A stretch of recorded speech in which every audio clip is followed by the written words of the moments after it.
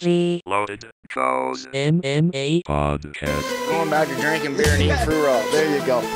Hacking off is the best exercise you can have. There's pleasure and there's workout. UFC clamming in your windows, snatching your people up. If they made basketball illegal, it wouldn't even bother me. I don't like other sports. They're boring to me. Everything else pales in comparison to the excitement of mixed martial arts fighting.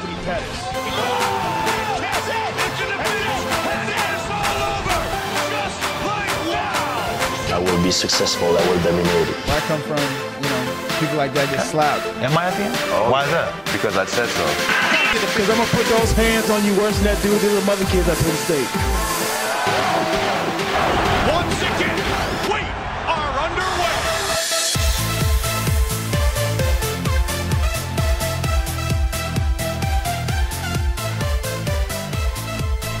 What the fuck is up, everybody? Episode, what is this, 5, John Miller? We're on episode 5? Episode 500. 500 of the John Miller and Money Blake Weather Experience. Welcome. That's a bad name. I'm here live. Episode 5 is live with, speaking of, I just rapped. I made a rap with the local rap group, The Gentlemen. Is it gents or is it just gentlemen? What do we prefer? Gentlemen. We prefer gentlemen. Gentlemen. Just gentlemen. We're too cool for the artist formerly known as The Gentleman. It gets in the way of our fans. That's what we don't want to block that. No. Too many characters on the Twitter gram. That's fucking awesome, man. I went to high school with these guys. These guys are cool as fuck. We're going to talk some MMA with them here in a second. But introduce yourselves real quick, guys, because, of course, we got me, Money Blake Weather. We got John Miller over here. What up? We got a producer, Uncle Bud. He's bird calling. And gents, introduce yourselves, guys. Let everybody know who's going on, who's talking, what they are. Right. They keep pointing at me. My name's Victor. Hype Man Vic. I'm sorry, you're right. Hype Man Vic, I like that. By obviously that's the sexy. yeah. I like that. Yeah, is by far the least original of the names that we have. But yeah, that's me. Next is our MC. He'll introduce himself. Yeah, MC Snooze on the mic. Uh-oh. No, Snooze. not really. Yeah. I mean, you are. That is who I am, MC Snooze, This is going to be awkward for Daniel. I mean, sorry. This is our Short panty bus. drop. This is our panty drop. I mean, our beat dropper. What's up, guys? I go by DJ Short Bus. And Short Bus, so? I do all the. I am excited to be here. I'm excited to be here. I'm excited. Yeah, I'm very happy to be here. So, yeah. Funny as Appreciate fuck. for having us. Yeah. It's fun. He'll be doing a lot of the talking. Yeah. He's the other guys aren't too well versed in MMA, but No, yeah. It's all good. I mean, they've seen it before, so that's a good start. They know what the sport is where they about, fight right? each other. There's no balls in this sport. Well, there are, but they're behind trunks. I think there's 4 balls in his sport at all times. Well, if you include the ref, there's 6 in the cage. Unless you have that shitty girl ref. Or you wish there were some extra balls. I don't think she's listening, but if she's listening, I don't mean it. She wouldn't be listening. Oh, this is gonna be a good podcast. All right, guys, we're gonna have a guy, Nick the Ghost Gonzalez. Anybody ever heard that name? Yeah, he's a local favorite. Is that like to us or like to everybody? This is yes. Well, we are the podcast. To y'all, to everybody. Yeah, we're podcasting. Yep, I heard about him. We've heard about him then. Yeah. We saw him fight for Strike Force whenever they were here at the Cedar Park Center. Yeah. Years ago. Old I don't school, remember. 2008? Yeah. Yes. Jesus Christ. So we've seen when him fight. Franco was still doing. Yeah, fighting. I did that thing. I saw him the other day at the store before I give Nick a call. I saw him the other day at the store. I'm like, hey man, how you doing? Hey, yeah, I'm good. You know how he? Yeah. Hey, it's whatever. Oh no. What you do MMA anymore? He's like, I got back issues, man. And I'm like, oh, all right, that's cool, man. I'm sad. I'm like, I'm not sad to be your friend. I'm just sad that you're not doing MMA anymore. But all right, let me give Nick a call real quick. He's gonna be coming out of the speakers, and so this is gonna be weird. So that's Nick right there. We're looking. This is gonna be. This Nick. is gonna be Nick. Okay. This is gonna be for when people. He has blue eyes. Yeah, isn't they beautiful? Yeah. Beautiful blue eyes. It's gonna be sexy. Somebody else. Yo, it's Wally. Russell, right. This is gonna be good. All right, we give him a call. So when you want to talk, let me know. Actually, I should probably get this cord. Hang on. when you guys want to talk, you guys just let me know so I can hand you the phone if you ever have any questions or anything like that. Yeah, hang on. So, anyways, what fight did y'all watch last? Did y'all watch the Nick Diaz and the Anderson Silva fight, or what? Yeah, I did. I watched Twin Peaks on Stasny because it's free to watch it there. You didn't pay to get in, actually? Huh? You snuck in there? No, everybody was just hanging out in the back. You just walk in, you go get a beer, and you hang out, yeah. There was a bunch of people just I thought it was like outside. a $10 cover to... No, I don't think so. $5, like back when I would go 2009, like I wasn't 21 yet. And Sabrina Mendoza used to work there. Oh, that's right, yeah. Yeah, so I used to be like, hey, Sabrina, introduce me to all the people so that way I can drink for not being 21. So I Pretty sure you just got her in trouble, but... Yeah, nobody got the managers thought I was 21. They didn't give any fuck. They gave me posters like after the I made friends over there. It was nice. Yeah, that was it's nice. That was a cool fight. They fought for sure. That was a good fight. They fought. Yeah. Well, the first round was just pretty interesting. Like I thought it was. I thought that first round was about as interesting as it got. I mean, yeah. Granted, I didn't see anything spectacular from either or, but which fight is this? Uriah Faber. This old school Uriah, man. Yeah. Looks like he's 16. Yeah. I mean, it looks like he's like 18 now, but like this one looks like he's 16. All right, give Nick a call. How do we do this? Oh, yeah, voice call. Dial it. Yeah. High definition. I can count the pixels. Count all of them. There's got numbers by each one of them. Come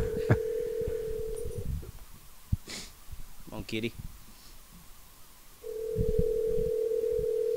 It's embarrassing if he doesn't pick up. He's like, oh shit, they're calling. Oh. Nick, what's up, buddy? This is Money Blackweather over here with the Loaded Joe's MMA podcast. I'm here with the crew. How you doing today, man? I'm pretty good, man. I'm pretty good. Fuck yeah. Well, I'm going to introduce you around the table real quick before we get to talking. We got me. I've got my buddy John. John, you want to say hi real quick, man? What's up, Nick? This is your old neighbor, John, DJ's friend. Remember me? No. I was, yeah. Don't judge me. No, I'm just kidding. Yeah, what's up, Nick?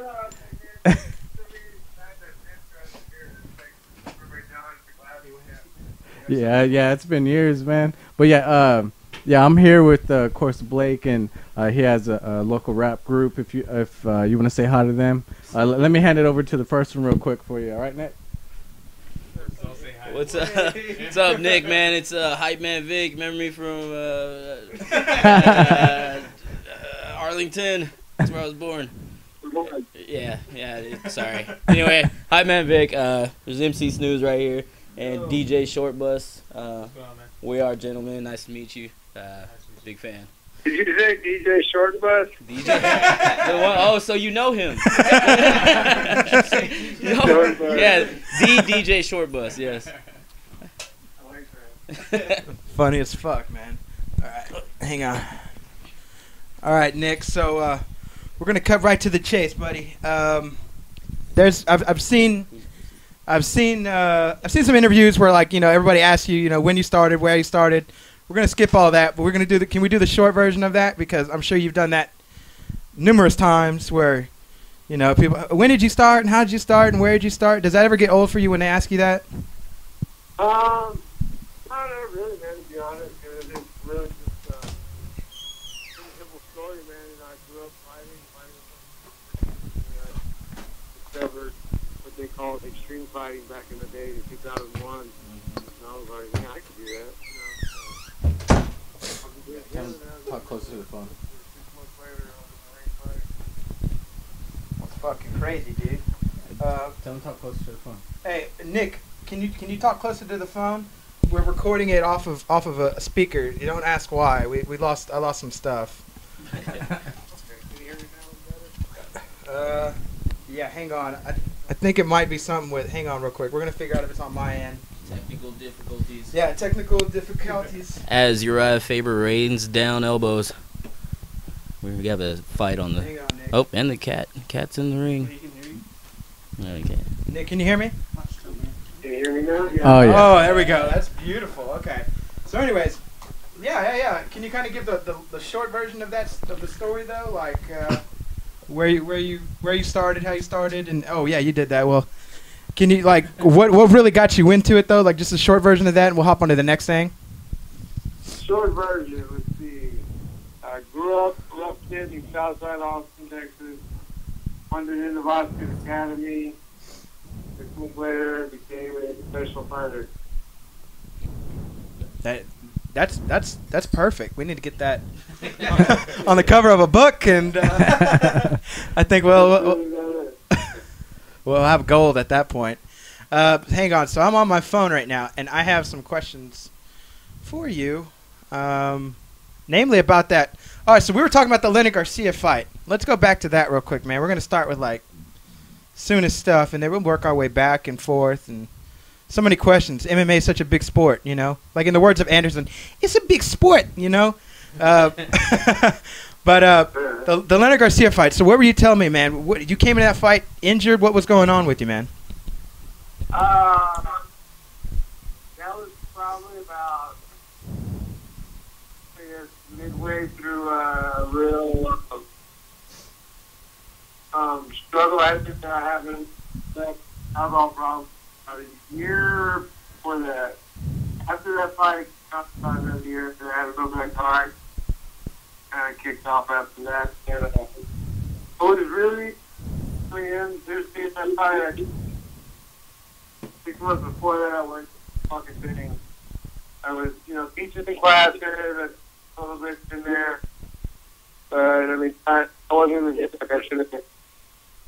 I was in half the city bars, and I was having a lot of fun, but so I get the call for the fight, and to me, that just immediately was just because it would be an exciting fight. I didn't see what it was.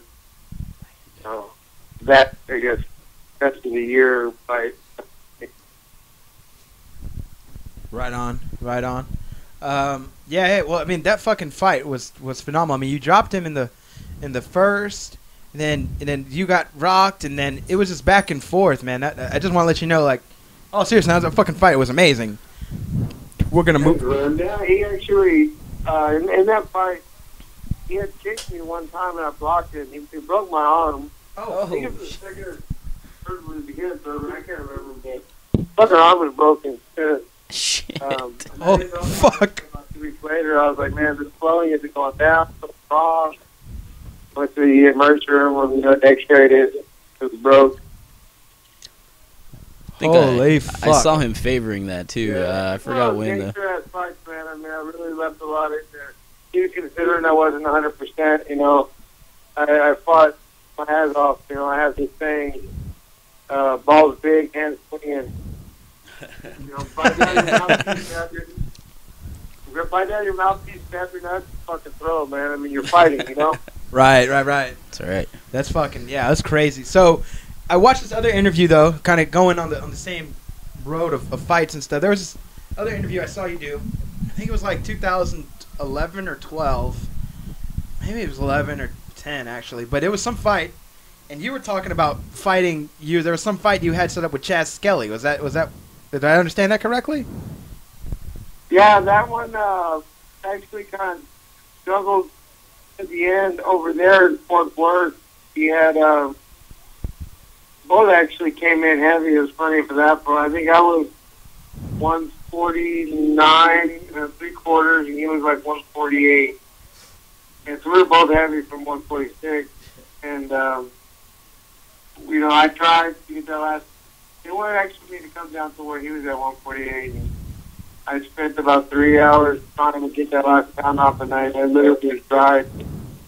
And so I went, trying to go through it. Then money, they wouldn't take it, so they scratched the fight. We ran out of time.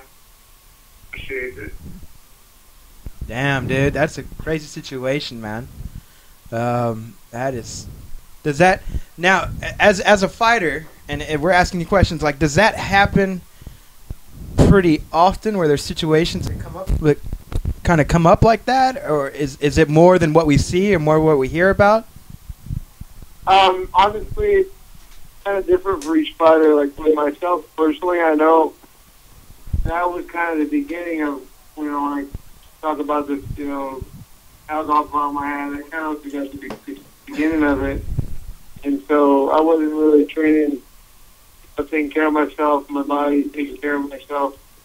In the gym, I was kind of half-assing it, kind of going through the motion, because I had so much experience, so much knowledge and stuff. It was like, I knew I was at this really high level as a fighter. I just wasn't acting that way, I was almost kind of arrogant, like, and this guy just doesn't fight, so I'm going to take you that.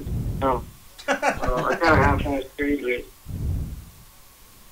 Yeah. No, man. I've seen you in the gym before. I saw you. I used to train at Rudy's when he was over at the karate studio in like 2009.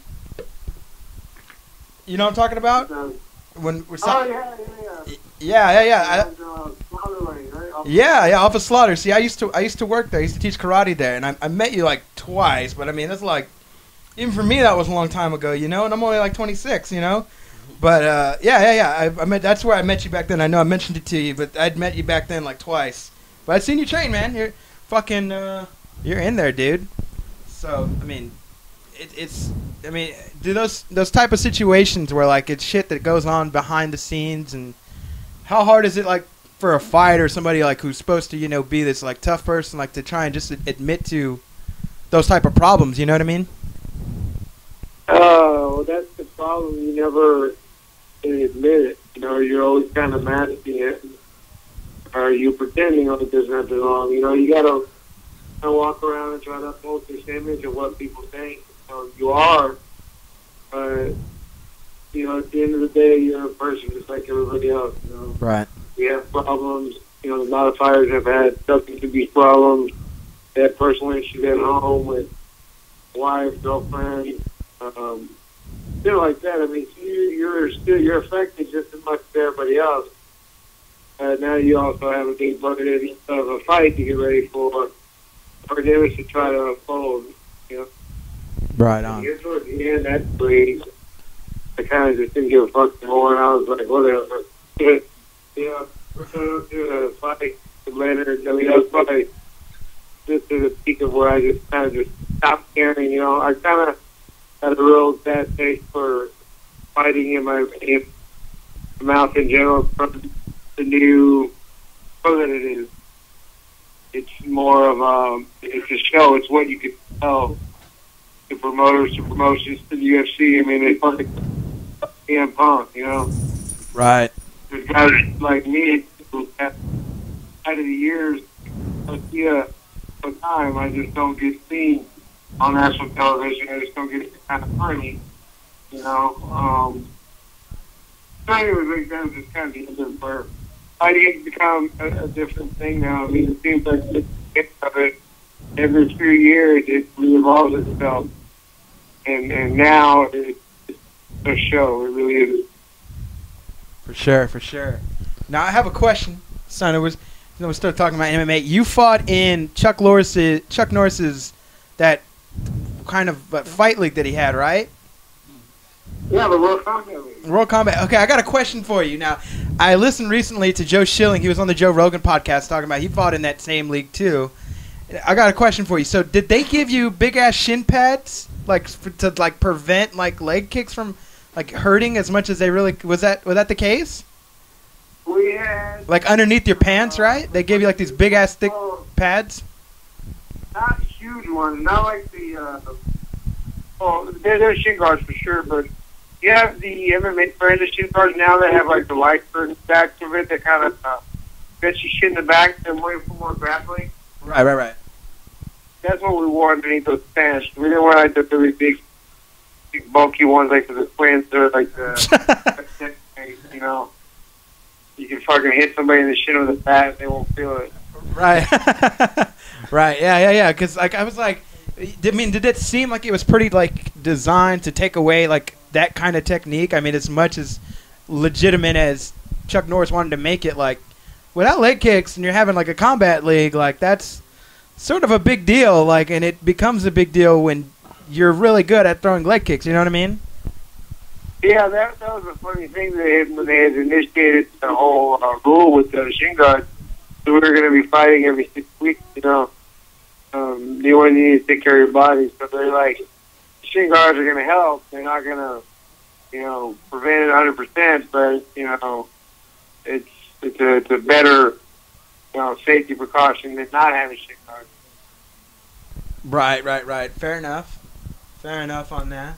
So that was fun, man. I think on the World Combat League note, I think that came 7 years too soon, man. If they were to relaunch that right now, the popularity of owning a lion fight, it'd be fucking worldwide, dude. It would be huge. And that was the one that had like that weird ass like kind of a bowl type of ring, right? Yeah, it's like a cereal bowl. Yeah. So kind of on that same thing, you know, there's a big thing in the news obviously right now with like the PEDs type shit. So as a fighter, have you ever been offered PEDs in like you've been working somewhere, you go to a gym and like some guy's like, I got this shit, you know, this shit's gonna take you to the next level, Holmes. Have you ever been offered PEDs? I've never been offered it. It's not my thing. I think probably when I become a back career, I was like, well, maybe it's probably why I never as successful as I could have been when I got to the big shows, like Strikeforce, Bellator, K1, whatever. I didn't. I never have. No. I've always been a pretty clean fighter, that aspect. There's never really been on electric weights or supplementation ways. I was just a little extra. I was just always really just focused on. I just fucking fought from my heart out, and never really focused on. Oh, I need to lift weights. You know, do this, that. I think you have to be conditioning, but to be honest, you know, I've been in a camp. There's actually 12 camps in a camp when I was in Mexico. It's very common to develop there. Very common. It's almost expected. You get to that level, it's not frowned upon. Right. In their mind, some of these guys that are in the big show, and coaches, it's not just like I'm gonna pump this juice in my ass and I'm gonna get that fight. You know, I mean, you still gotta put in the work. Yeah. Right on. Put in the overtime, you put in the hours. This is just gonna help. Right, I got you, man. Yeah, that's a. I mean, you'd be surprised, like it's coming out, people get popped, you'd be surprised, you know, how common it is. I'm gonna throw some names out here real quick, Nick. Kind of on that same page. I'm gonna throw some names out here. So, do you think? Of course, we found out Hector Lombard. It was on it. Do you think he was before he got popped? Yes or you could just say true or false, yes or no, whatever. I'm gonna just throw names. So Hector Lombard before he got popped. What do you think? Was he on it or not? Of course. Yeah, I think he's been on this shit since he was like 8. Monster, man. Yeah. Because if you remember, at the beginning of his career, he was at 185. Yeah. And I met him fight in Bellator, and this was like when the United States first started looking at him. He's fighting over in Australia and Japan. Yeah. This motherfucker had to be 205, and he's a big Fuck out of here. He got like no fat on his body at all. Yeah, dude, the dude's fucking like he looks like a little like Goomba. You ever seen like Super Mario Brothers, the movie, the little Goombas? Yeah. He looks exactly like a Goomba. It's like just swole, just stacked and just, you know, he's angry all the time too. Like I figure he, you know, I'm not gonna put it like I'm not gonna say it to his face, but he's he's one of the scariest guys in the world still. But all right, so Hector Lombard, and then what do you think about Yoel Romero? Of course, born on it. Yeah, he's Cuban, man. All those fuckers juice. Scarface or all on some shit. Yeah, like those camps, man. I mean, you know, obviously those guys come from America, American Top Team. Doctors that work very closely with them, you know, to talk them up, clean them up for the fight. Oh fuck. Yeah, I know that. It's so tough, man. It's like they got most fighters at high levels have really good doctor friends. I mean, honestly, I do here in Austin. I have a doctor. I'm not gonna say his name. A couple of times, you know, I had friends coming down for the UFC, you know, and they dehydrated, bags. Oh, a shit. couple of ice packs, they can rehydrate, or during my ear, he showed me some syringes. And just like fucking a Walmart, you know. Fuck. Jesus fucking Christ, dude. That's fucking crazy. All right, so another one. We got what do you think? He's one of my favorite fighter, but what do you think about GSP? Man, I know he's never been popped, but that motherfucker's on something. He's maybe HGA. You know, he's already a super athlete, and then he does, you know, phenomenal things. You know, it's like it's not normal, man. That guy. I feel like he's all science. Like, I don't think he's a human. From a fighter perspective, you know, from an average 100% pound fighter to that guy being like fucking superhero, you know. Yeah, I feel you, man. Yeah, I ball mean, muscle right there. Yeah, GSP. he's been speculated on by a lot of fighters. Like now, especially now, they're just like you know, like you know, and I don't know how I feel about that. Like I don't know. I mean, Anderson got popped, you know, and who would have thunk it, you know? Like, but okay. So moving on, let's do another one. We'll throw another name out. What do you think, guys? Let's see. We're asking the crew. We're gonna see. What do you think? I can only think of people I'm pretty sure, like Gleason Tebow. Like Gleason Tebow? Yeah, Gleason Tebow looks like he's related to Yoel and Hector Lombard. Yeah. No, he does. Yeah, but guess where that guy's from, too? He's from Brazil. Oh, shit. Top Team. Oh, shit. That makes sense. I'm pretty sure Greg Tebow's from American Top Team. Oh, yeah. I thought you meant country. I was like, yeah, he's from Brazil. And you're like, no, Top Team. I'm like, oh, yeah, okay. That's actually true. Yeah, okay. A lot of those guys that when they went to Pride, like Andrew Silva, Shogun, you know, not Morgan Anderson, but okay, let's just take the first two examples. Anderson, Andrew Silva and Shogun. Right. They come over here and they're not doing as great as they did when they were in Pride. Well, yeah. Well, here's the thing with the Pride thing. I mean, Ensign anyways came out and just like showed a contract where it was like, we are not going to test for shit. Like, we just want y'all to perform. Like, we're going to encourage you. Like, we'll give you doctors. Like, whatever the fuck you want just to make a good fight. Like, yeah, dude. I mean, it's been, like, widely criticized. Like, obviously, Mark Coleman is not normal like that. And Kevin Randall, man, they both kind of came out and been like, yeah, we're on the Mexican stuff. You know what I'm talking about? So, yeah, I mean, I believe that. Like, everybody from Pride, like, you're not going to tell. Maybe the only person I would say maybe not, Fedor. What do you think about that? Yeah, Fedor never, I don't think has ever been on any kind of BD for maybe a long time, maybe a couple cycles. Typical Russian, crazy looking body. That dude was just something else in his time. You know, he looked like a fucking bummer, but he was champion of the world, you know? Right. Yeah, he was an amazing guy. I think he has his love handles too. So. Yeah, he's got little hips. The guys like the shoebox guys, they were blood doping. Wow. Like an HGH or something. Right. Where I'm not very familiar with the blood doping. Yeah, I've heard Joe Rogan talk about it, but kind of break it down. So for like podcasts, break it down for people.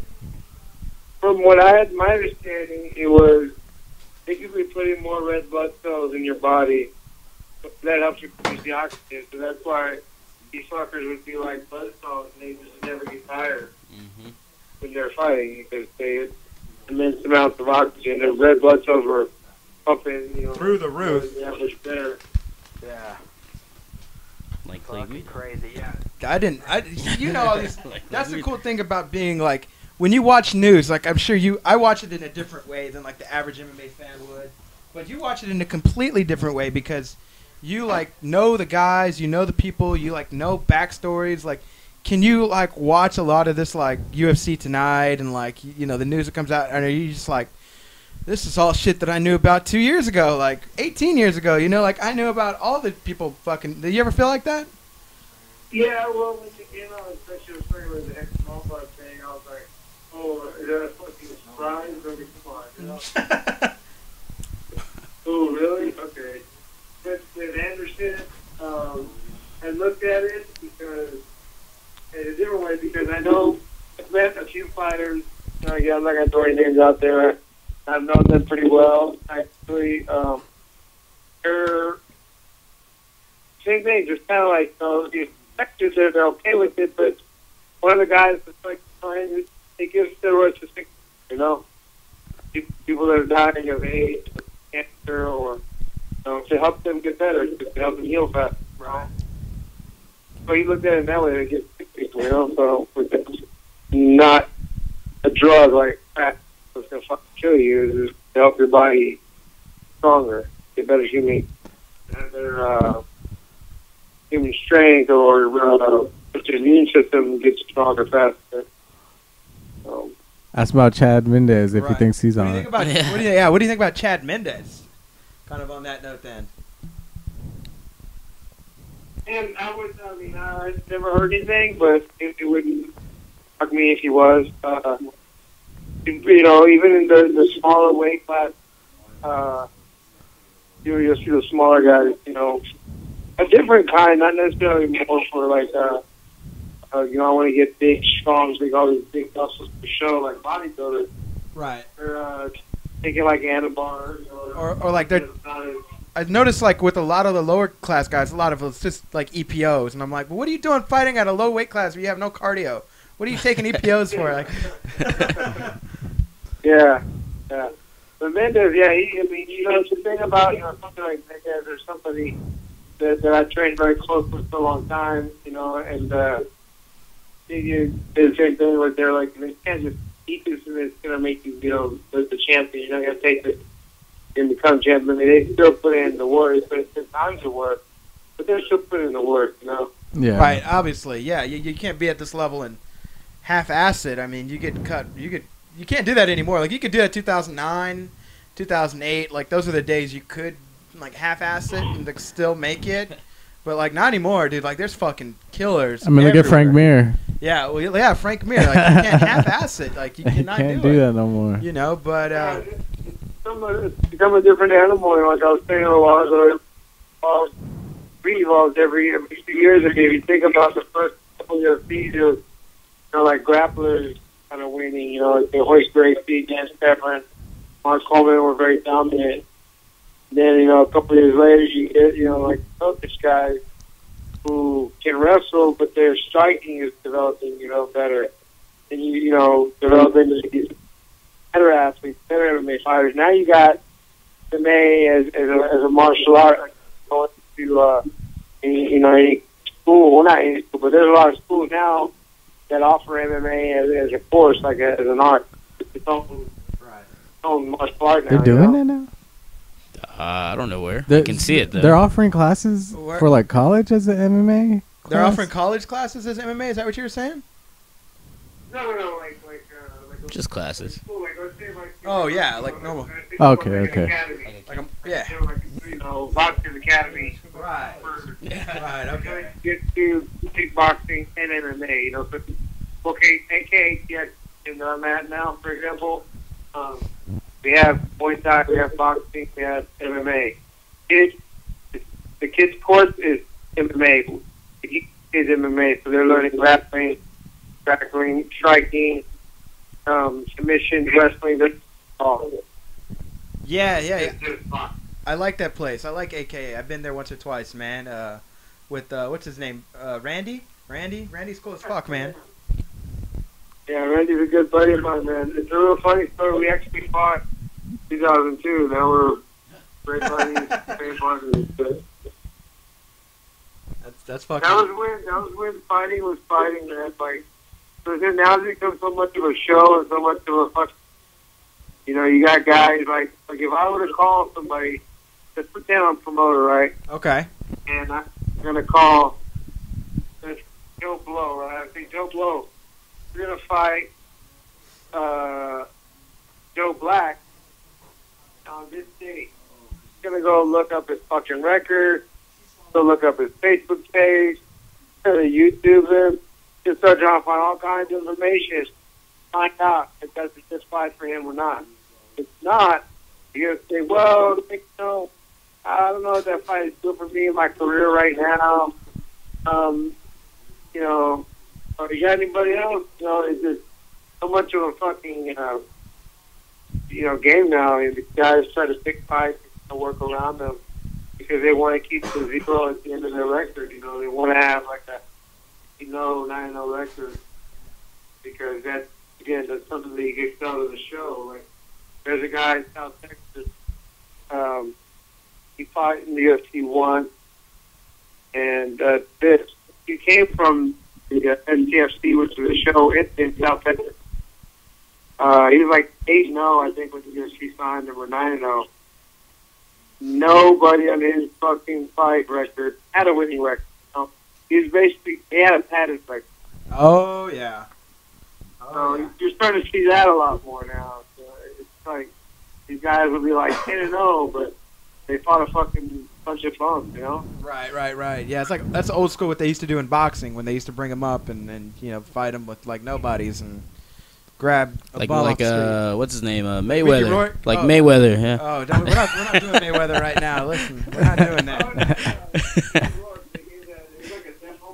Yeah, it was like 2-26 and yeah, man, that was ridiculous. I wanted to ask him a question real quick, Nick. Hey, what's up, Nick? It's John. So yeah, I wanted to ask you, have you seen the countdown for the Ronda Rousey and Kat Zingano fight? Oh, yeah, I just watched it actually. Yeah, because earlier this week. Oh, you just watched it? Yeah, I think I watched it yesterday or whatever. But I mean, do you think that's like Kat Zingano hasn't watched really any film on Ronda? I mean, do you think that essentially is going to affect her in the fight, or like what's your feeling on the way it looked like in the video that she's training for? I think Kat is looking at video. She might say she's not, but she has to be because Ronda is developing better. I mean, when you first saw her, all she was doing was running around, grabbing bitches, throwing them down an armbar. I mean, now she's hitting girls, hurting them, kneeing them, knocking them down. You know, she's developing. So Kat has to, you know, be on top of that and kind of watch how she's setting things up now. You know, she's not running in and grabbing and throwing down. She's being more confident, you know, in her striking abilities, using that to set up takedowns. I think one of the things I did see was Kat saying that he wants to put her wrestling against Ronda's judo, trying to nullify her out, you know, shut it out. I mean, do you personally think that's going to be like a good idea for her to actually try to take Ronda down? Like, no. Yeah. I mean, me neither. The thing is, it's like Ronda has like 1,001 ways to armbar you, man. I mean, she has such a detailed book on how to set things up. So like, Kat might be training for one or two. You gave me a 20. Armbar case, but Ronda is like a zombie, man. She's a fucking monkey. She'll find something. Well, yeah, especially when you hear her backstory about her mom would like jump on her while she's asleep and put her in an armbar. Like, I mean, that's kind of scary. That's some good training that nobody else has had. So. I've never heard of that. You know, I heard of Johnny Hendricks doing like what 200-300 push-ups when he was like 5. He was like 5. But his dad wasn't putting him in a headlock. Go ahead. I really hope Kat is actually breaking it down to make it exciting fun. You know, Ron's going to pick for everybody, you know. Yeah, I mean, the only thing I think about when I think about Kat was her last fight. If she took that whole minute to get kind of rolling, you know, or the first round to get rolling with the last fight, she's going to lose.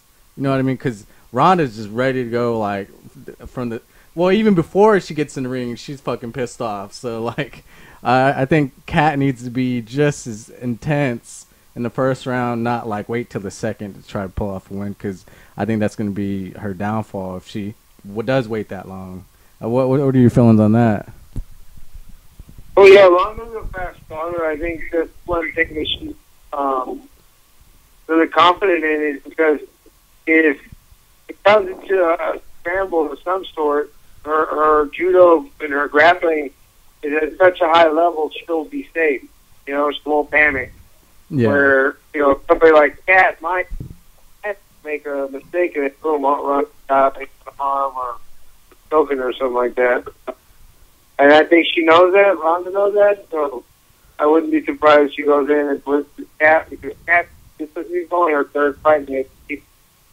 So she's also still a little UFC butterfly. And this is Ronda's 11th fight, or what? She's 10-0. Okay, yeah. Yeah. Yeah, I mean, I was watching her hit the pads. I know a lot of people say, you know, no matter what, you can hit the pads good, but it doesn't mean you can actually do it in the fight. Like, well, to me, like, her combos were looking really crisp, and like she was packing some power behind the shots. Do you think that's possibly gonna, you know, display in the fight when she fights Kat? I think the more she's getting confidence in the pad and sparring, that's what our trainer's saying, the more you're going to see in the fight. I mean, because Kat actually you hit a lot. You know, like watching her fight Misha Tate and then Amanda Nunes, yeah. She got hit a lot. She's a tough girl. The thing about it, too, is like Kat is actually just as big, if not bigger, than Ronda. So, you know, she's going to be there. She's going to be able to make up, and her being big and physically strong, going to absorb a lot of the shots. And girls are a little smaller. I don't know if Ronda's power is there yet, but it looks great. It's just, is it going to be enough to hurt Kat? You know, if the Kat doesn't got hurt, oh, she's been split pretty good, you know? Right. Yeah, those are fucking good points about the fight, man. I'm pretty excited about that, and about the Holly Holm fight too, man. I want to see how good she comes in and kicks some ass, man, because she's fucking. Speaking of ass, Holly got a big old donk. Yeah. it's god awful. So real quick, man, as it gets closer to the end of the interview, I always do this thing where all the guests. It's called 15 random ass questions. So we give you 2 minutes on the clock, and we just ask you 15 random ass questions. It can be anything from like, what's your name, to, you know, what color is the sky, like any other thing. So, you know, we're gonna get you started on that and get you going with the first question. So, first question, real quick, man. Favorite movie?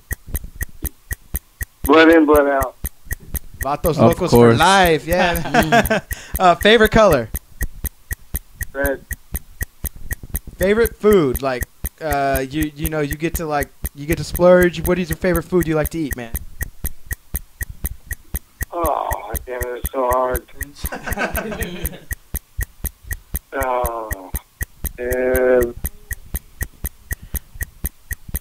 Probably come back to that. We can come back to that. all kinds of food. All right. I just like eating, man. I think like that's a good answer, especially when you're burning 1,100 calories every day. All right, favorite fighter of all time, man. Favorite fighter of all time, hands down, is going to be Muhammad Ali.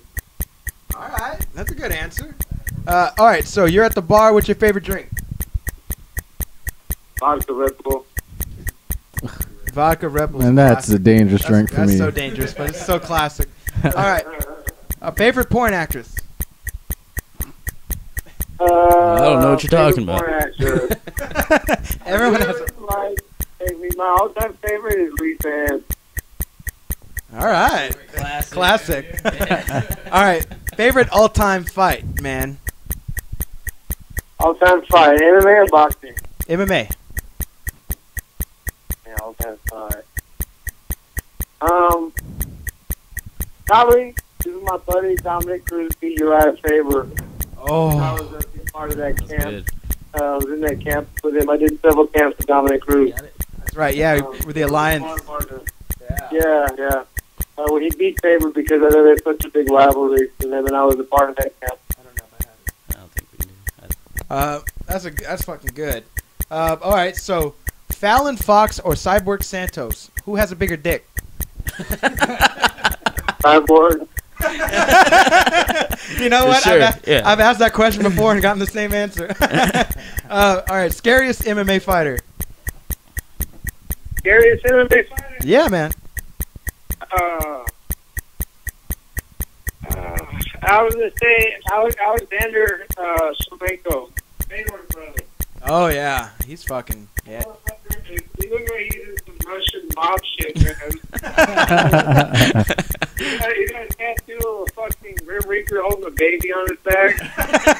Yeah. Fucking gangster. All right, favorite boy band. Favorite what? Favorite boy band. Act like you don't know. Act like you don't know. Yeah. Kids in the Block. That's nice. Yeah. All right, celebrity crush. God damn it, there's too many.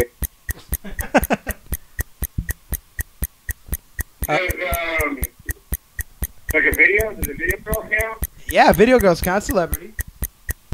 Okay, yeah. There's gonna be a crush. I really like Amber Rose a lot. All right. So, Manny or Floyd, who you going for? Manny. Yeah. There you go. We're done with this interview. I'm just kidding. All right. Country with the ugliest women. It's fucked up. What's that? Country with the ugliest women. Probably America. Country with the ugliest women.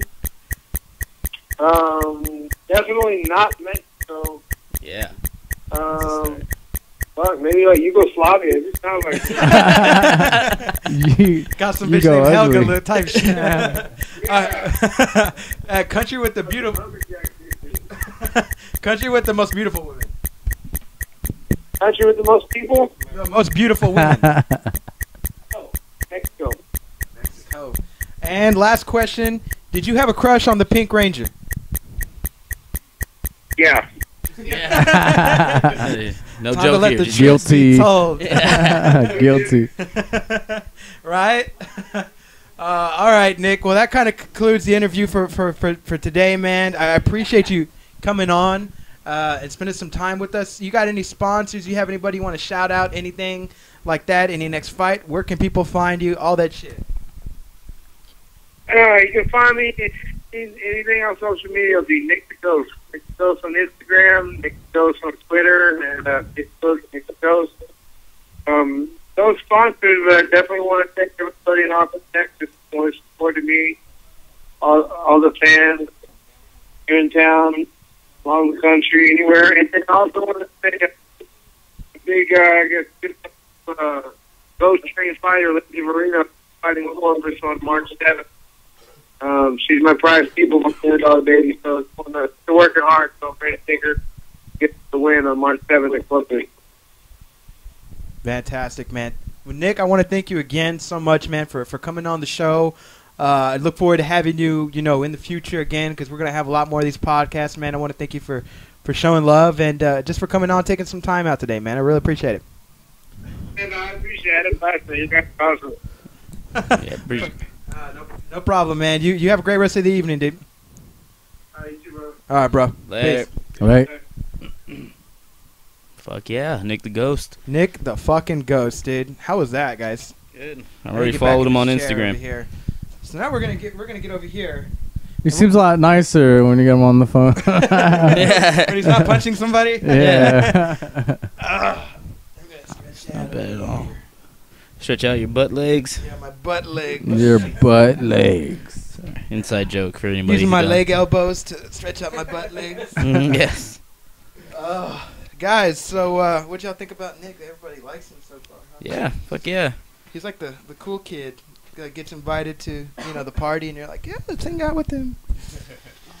It's funny. I didn't know that he fought until maybe 3-4 years ago. Mm-hmm. Oh, yeah, I mean, when did he say you started first fight? 2001? 2002? Yeah. 2, 1. Yeah, he's been around. He's been around for a while. All local and everything, of course, but But still, I mean I that. got That's fights with him when fighting he was at the for- Frank Irwin Center when they had Yeah. like old school fights and. And like you said, back when it was called extreme fighting, it wasn't ultimate fighting or MMA or anything. It was just called extreme fighting. Yeah. Like no holds bar type shit. Yeah, dude. So let's get with our other guests though. Gents. Oh, us. Gents, how y'all having fun over here, man? Y'all Good, having a man. time? I'm watching Shane Carwin beat the fuck out of Frank Mir, where he becomes like one of those fucking Chinese puppet dolls because he's all. Look, he's dead, dude. Look, he's dead. He's dead. For the love of God, stop the fight. Jesus. Like Chris Farley should break in there. For the love of God. Man, Shane Carwin though, he was amazing. He had the biggest hands in the UFC. They had to redesign the gloves to make him fit. The gloves he was using, they had to cut to make sure his fingers could fit through the holes. Like, just an amazing specimen. And this motherfucker's an engineer. Yeah, dude. He's smart. Yeah, he's smart as fuck. What happened to him? Did he get a back injury or He had something? so many back injuries he had to pull out because they're all from like football Yeah, and pull stuff. The pull-out game is tough, man. No, Brendan Schaub talks about it all the time on the Rogan podcast, though, about, they used to be training partners. And I'm like, well, no wonder Brendan Schaub has no chin. Like, you can't spar with Shane Carwin and be okay. Yeah. It's not going to fucking happen, dude. Like, man, I was so mad when look at this right here. Look when at Brock this. beat him. Oh, my God. Look at this, dude. Look at this. Yeah, and those that's uppercuts. Short, I remember watching little that. ass uppercuts. I remember man. watching that. They were up against the cage, sitting there, hanging out, and Shane Carwin's like, "Oh yeah, I forgot. I can punch this guy in the face." When he got the Completely underhook, whipped his ass. Shane was like, "Oh, Yeah. you're stupid. You're stupid for doing that." Yeah, those were the most brutal uppercuts I've ever seen. Because he got the underhook. Like you see him, but you feel him at the same time. Yeah. I feel him in my eyeballs. You know, like, that Every time I motherfucker was hits like, hard. No, I can't stop that. Look at this dude. And then Frank Mir's is dead. Lifeless, just lifeless. On He's the hitting ground. him back to life now that he's already. I hate when that shit happens. Like they had the motherfucker knocked out. Like Pat Barry and Chet Congo. Oh, he had his ass knocked out. I He knocked forgot back up. who won. Who won though? Yeah, probably the most exciting finish in UFC history. That was comeback. That comeback. Ridiculous. That fucking fight. Yeah. I think I have that one in there. Like most of it at least. All of Pat Barry's fights though are pretty fucking amazing. Yeah. Oh, maybe I don't have it. Man, I thought you did. You don't have I check. did have it. I do have it on my laptop. Either way, the ending's on YouTube I didn't because I pull all watched the it the fights. other day. I didn't pull all the fights over though, but I still got a lot of fights. Dude. You just moved. You No, just oops. you just inserted. What did you break, John Miller? know. We got I John did Miller something. trying to produce over There it here. is. You just Crow put Crow Cop into Nah, Cain I'm not gonna mess Velasquez. with that. We can rock Kane beat up Brock. That's okay. That's a good fight. I like that fight, man. That's So, anyways, guys, let's talk about y'all real quick, man. When were y'all introduced to MMA? What's the story with y'all? How did y'all meet? I met y'all in high school, but where did y'all? What started the group? What started the love for MMA? Let's correlate everything. Let's bring everything together. well, I don't know. I think the love for MMA is more one-sided on my end. Yeah. Daniel and Daniel and MC Snooze and DJ Shortbus. My bad. Okay. They're more of soccer fans. I'm a soccer fan too, but they follow soccer a lot more. But I've been watching MMA since they had the old guy or the old bald guy with his hands down and holding the globe and stuff like that. Oh yeah. I remember watching the Ken first Shamrock. ones, Yeah. yeah. Watching Ken Shamrock and I can't believe he was still fighting when I was in high school. Just fucking ridiculous. Just watching them and growing up and kind of being exposed to that because it's way different than football and hockey that I used to watch growing up and all that kind of shit. Did your brothers get you into it? My brothers did. I don't have any brothers now. He has no brothers. don't? No. Yeah. These are my brothers right here. Snooze, Okay. Snooze and Alright. Short Bus. But yeah, just growing up and watching it. I think I watched it on accident because my mom left me somewhere, and they were watching it, and I've loved it ever since then. So, Have you ever trained? I did a little bit of jiu-jitsu, a couple of classes. I did it. I used to live in Odessa in West Texas, and they there were wasn't fighting over there. there wasn't that's all shit they to do. do over there. So I You joined doing an MMA drugs gym. or you doing MMA? Yeah, you doing drugs or oil? Oh no, yeah, I forgot about that. That's all there is over there. Yeah. I know, because I know you did wrestling back in the day, and you were Yeah, pretty in high good, school. man. As far as I remember, that was Yeah, a long alright. time ago. It's almost 10 years ago now. Yeah. and- I was better, but he's Yeah, MC Snooze. He qualified for state. He Oh, didn't fuck, wrestle, dude. but he Yeah. qualified for state. So That's cool, man. yeah. It's like Cain Velasquez. Like he qualified to defend his title, but he didn't. He didn't quite make it to Mexico. Dang. You know, that's okay. Blake, that's the people that's fucked We up. talk shit. That's what we do on the MMA, Loaded Joe's MMA podcast, man. We just talk some shit. So let's get back to the story, though, man. So you're in MMA. You like watching it. You follow the events. Do you follow it? Do you find yourself following it more or less now that there's more events? I mean, obviously more. It's more publicized, everything like that. It's a lot easier to get into because you have. I mean, you've never had a. You don't have to wait a month for a call. Yeah, wait a month, wait that. 3 months. I hated boxing for that reason. Because of course I'm Mexican. I watch Oscar De La Hoya, so you watch him once or twice every 2-3 years. Like, right. And you just wait and wait. But you know, it's easier with UFC, and I'm sure. I guess you could have done the same with boxing, where you would follow more than one fighter, and you see new fighters up and coming. You actually get to know some fighters, like we knew Aaron and all that. Right. Growing up, and Aaron's so beastly. Yeah, dude. he's born to fight. He's not going to be in some suit in an office or anything like that. Speaking of Aaron, man, I met a guy who like hurt him. I forget what fight. I think it was like his third or fourth fight. Mm-hmm. And this guy hurt him with like 2 lefts. Like he threw 2 lefts. It's a fight on YouTube. I don't yeah. He went down for a little bit, but yeah, he went down. He got the takedown. Luckily. He was a Gold Glove boxer. That white guy. I remember the white guy was. Yeah. Damn. I met him. We went over. I was hanging out with Chris Chacon at the time, and we went over to the guy's house. And the guy was like, "Yeah, I was fighting Aaron Lanfranco." And I'm like, "Oh yeah, sounds about right." Yeah. And you're like, "That's some bitch. If you would have took me down, I'd have got him. I heard him double time with that that left hook." Yeah, I think he was the first one to hurt him because every time we would go watch Aaron fight, which would be in San Antonio or Brownwood or something like that, where you have to drive forever and you watch him fight for 30 seconds because he gets the guy in Kimura and that's it. But yeah, that's the first guy to ever hurt him, and I don't think I went to that fight. He took the guy down, and he got him, I think, in a guillotine or something like that. Like he landed that. submission, but the guy, I heard him. He some bitch took me down. He would stand up with me. All right, no. Why the fuck would he stand up with you? You're a Gold Glove boxer. That's retarded. He's a wrestler. The guy was funny as fuck though, but you're a fucking guy. Just stand up. You lame Franco. Yeah, man. But I'm like, I know that guy. Yeah, I know the guy too. I was in the ring with them. I'm like, oh, yeah. All right, man. That's cool. But yeah. So it's definitely a good atmosphere. I definitely like it. And what did you think about when it was in Austin, man? When you it was awesome. I think my favorite part was when actually I'm not sure who got hurt, but Paige Van Zandt had to get her initial fight. UFC debut, moved to Austin. That was exciting. That was I wanted exciting, to watch her fight. It was the first fight of the night. Yes. Oh, no. It was second fight because they had that little... Wait, she lives in Austin now? No, she doesn't live in Austin. How about... Calm down. They had this Asian cat who fought first. Yeah, he got a knockout. The knockout, like, just in 48 seconds. Yeah, 40. He just leaned back and just... out, dude. And that kid's like 20. That was nasty. He's fucking cool as fuck, dude. But yeah, that was exciting for me. I get to watch her fight. That's awesome, man. Did you meet any fighters while you were there? No, I saw a lot of them down there, but I love fighting. I love watching the sport. I didn't want to leave my seat and miss some fights or anything like that. I like to watching people in there, even if I don't know, just watching them in there. Yeah, it was cool. Really man. excited. How close were you? How good were your seats? Shit, I don't know, about 20 rows up. I think I was in row 20 or something like that. Yeah. Not on. I was in row 22, section E, volume 12. Did you make that up? Yeah, I just made that up. Because I was trying to follow that, and the Frank Irwin Center map I had in my head. And I didn't know what it was. There was no coordination to do that. Volume E. I didn't have too bad seats. I was. It was like you go in the first level, and I walked maybe you pass up about 10, 12 rows, and I was like right there, so I had a good vantage point to see everything, and felt like it was close because you could just look in there. You didn't even have to look at the fucking screen if you didn't want. Only time I looked at the screen was during the Frankie Edgar fight because I was like, what the fuck is he doing on the ground? I couldn't see shit. That's the only time, but like every other fight was so amazing, and everybody around there was so positive. And I left early. Whatever. Yeah.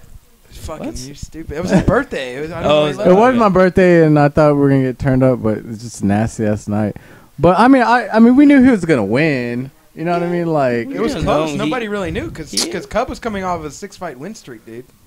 It was not close in that fight. It was not close, but I'm saying going into the fight, like people didn't they didn't know who he they were getting going for. Murdered on the ground. Cub always has that puncher's chance, so yeah, but not if you're not on your feet. That's gonna happen to Cowboy when he fights Khabib or whatever the fuck. So I mean, we'll see. But that's gonna be more exciting though, because Khabib's a lot more dynamic in his wrestling. How do you say his last? Nurmagomedov. Nurmagomedov. Don't ask me. Just I don't add know. another syllable in there. Nurmagomedov. Okay. The caliber wrestler is Khabib. Like he has to knock him out. If he don't knock him out, he's not gonna win. Like if once Khabib grabs him, it's pretty much game over. I mean, he has 22 takedowns in 3 rounds. It's the most in UFC history of recorded takedowns. He's got mad takedowns. He was dude wrestling bears when he was 8. Like the kid's fucking on fire, dude. Like but in that Clay Guida fight, he was fighting off his back as much as he could. He did a lot better than anybody else has on Clay Guida on top of him. By far. I mean, he tried probably at 3 or 4 submissions per round, which were all 3 because he was on his back for all 3. So, Uncle Bud is back. Uncle Bud, how you doing?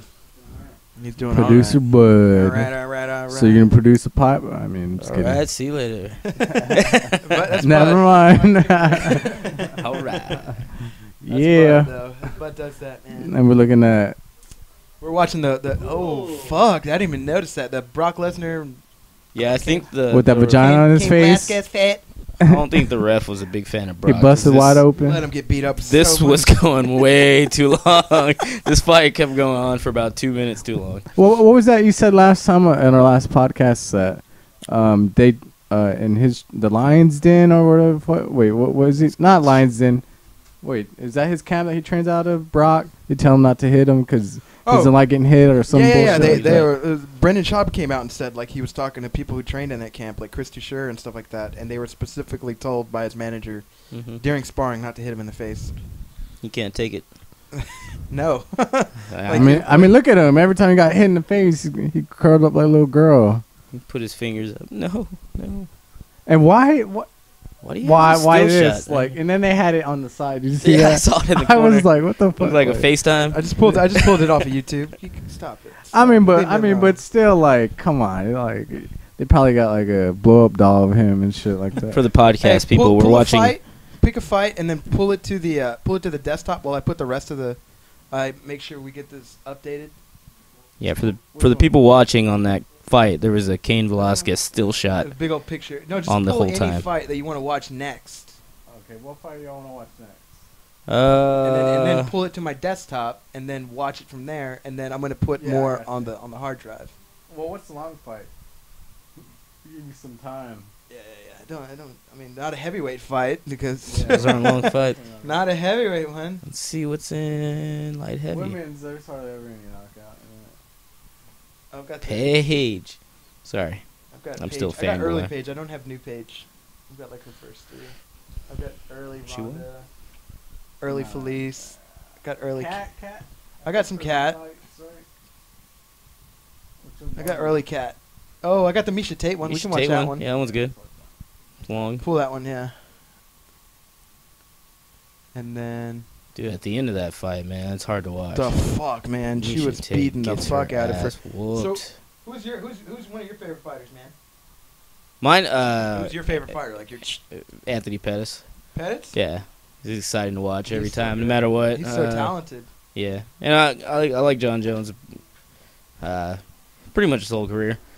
But I don't know. He's kind of losing his flair and everything. He's probably completely. Letting the cocoa get to him. Yeah. I figured he'd have more energy in his fights, but no wonder why he's not getting knocked out. He's got that. He got that energy. I don't feel it. What's that? A lie? I don't feel it though. Yeah, man. Yeah, for sure, Anthony Pettis. What about yours? My favorite fighter of all time is Fedor. My favorite fighter, like of recent times, though, was GSP. I just thought he did amazing stuff. Like there's not going to be anybody else like him that's going to be able to do like what he does. Just the dominating. He's so dominating, man. It was style. insane. Yeah. So I just wish he knocked people out. I mean, the closest he came is what? Well, he used to. He used to knock people out. Yeah, and that was then the whole thing. He became champ and played it safe. Yeah, but recently. And then John Henry tried to do that and lost. Trying to pull a GSP. Yeah. Yeah. No, ever since the Matt Serra fight, he was not. Yeah. He was not the same. Matt Serra fucked him up. That Matt Serra fight, like. The hardest fight for my career was Matt Serra because he hit me in the head very hard. That's what he used to say at all of his interviews. And they're like, George, what's the hardest fight? The hardest fight was Matt Serra because he hit me very hard. Like, that's all he used to say. Same thing with, like, Anderson when they ask him, like, Anderson, what do you think about the sport now that it's evolved? It's a big sport. You know, it's PJ the best, but it's a big sport. And that's all his answer for, like, everything. Like, Anderson, what do you think about the president? It's a big sport. It's big. It's huge. You know, like, so I don't know, man. Great insight again from Anderson the Spider Silva. Thank you. I gotta talk to my son. He's like, I gotta talk to him. My son say no, and I say, Master Sego, and he what cried. I do? What I do? And he cried. It's my life. It's my life. I do. It's a big sport. Fucking Henderson, man. But yeah, that was my favorite fighter. It's George, man. I liked watching George all the time. And granted, you know, he did have. I mean, he didn't have the most exciting style as for like going all out, but like when he won, it was very interesting to see how he just picked them apart, like, and just dominated them. Just dominated them. Yeah, again, I think he is completely made from science. I don't think he's human. He might have flesh around him, but he is science. He is completely science. He is from the future. Yes. That's why he talks like that as well. Yeah, that's why he talks like that. Arnold Schwarzenegger. He got an accent. They all do. Yeah, man. Yeah, he was. What about you, MC Snooze? Who's your favorite fighter? Who's your favorite fighter, Bubba? Dead ass right there. Yeah, we should take. I have no idea who that is. Just name a fighter that you know. We were talking about this outside earlier. Yeah, I was saying the only way that I can really say one was my favorite is just relating to things that I like, which is football. And Chandler Jones is a badass defensive end. He's really good, and I remember hearing like his brother also plays football. Oh, and their other brother is a champion in MMA. I was like, what? So watching that dude, and I watched him fight, and he had all this swagger, and he was just really good. Apparently not anymore. I don't know. I watch fights whenever this guy watch fights. He still got it. Just not as flash. I mean, he does flashy moves. He's just not as. Just lost something from like when he used to have it in 2011. Feels like he's bored with it. Like he knows he's gonna go out and do good, and he's just bored with.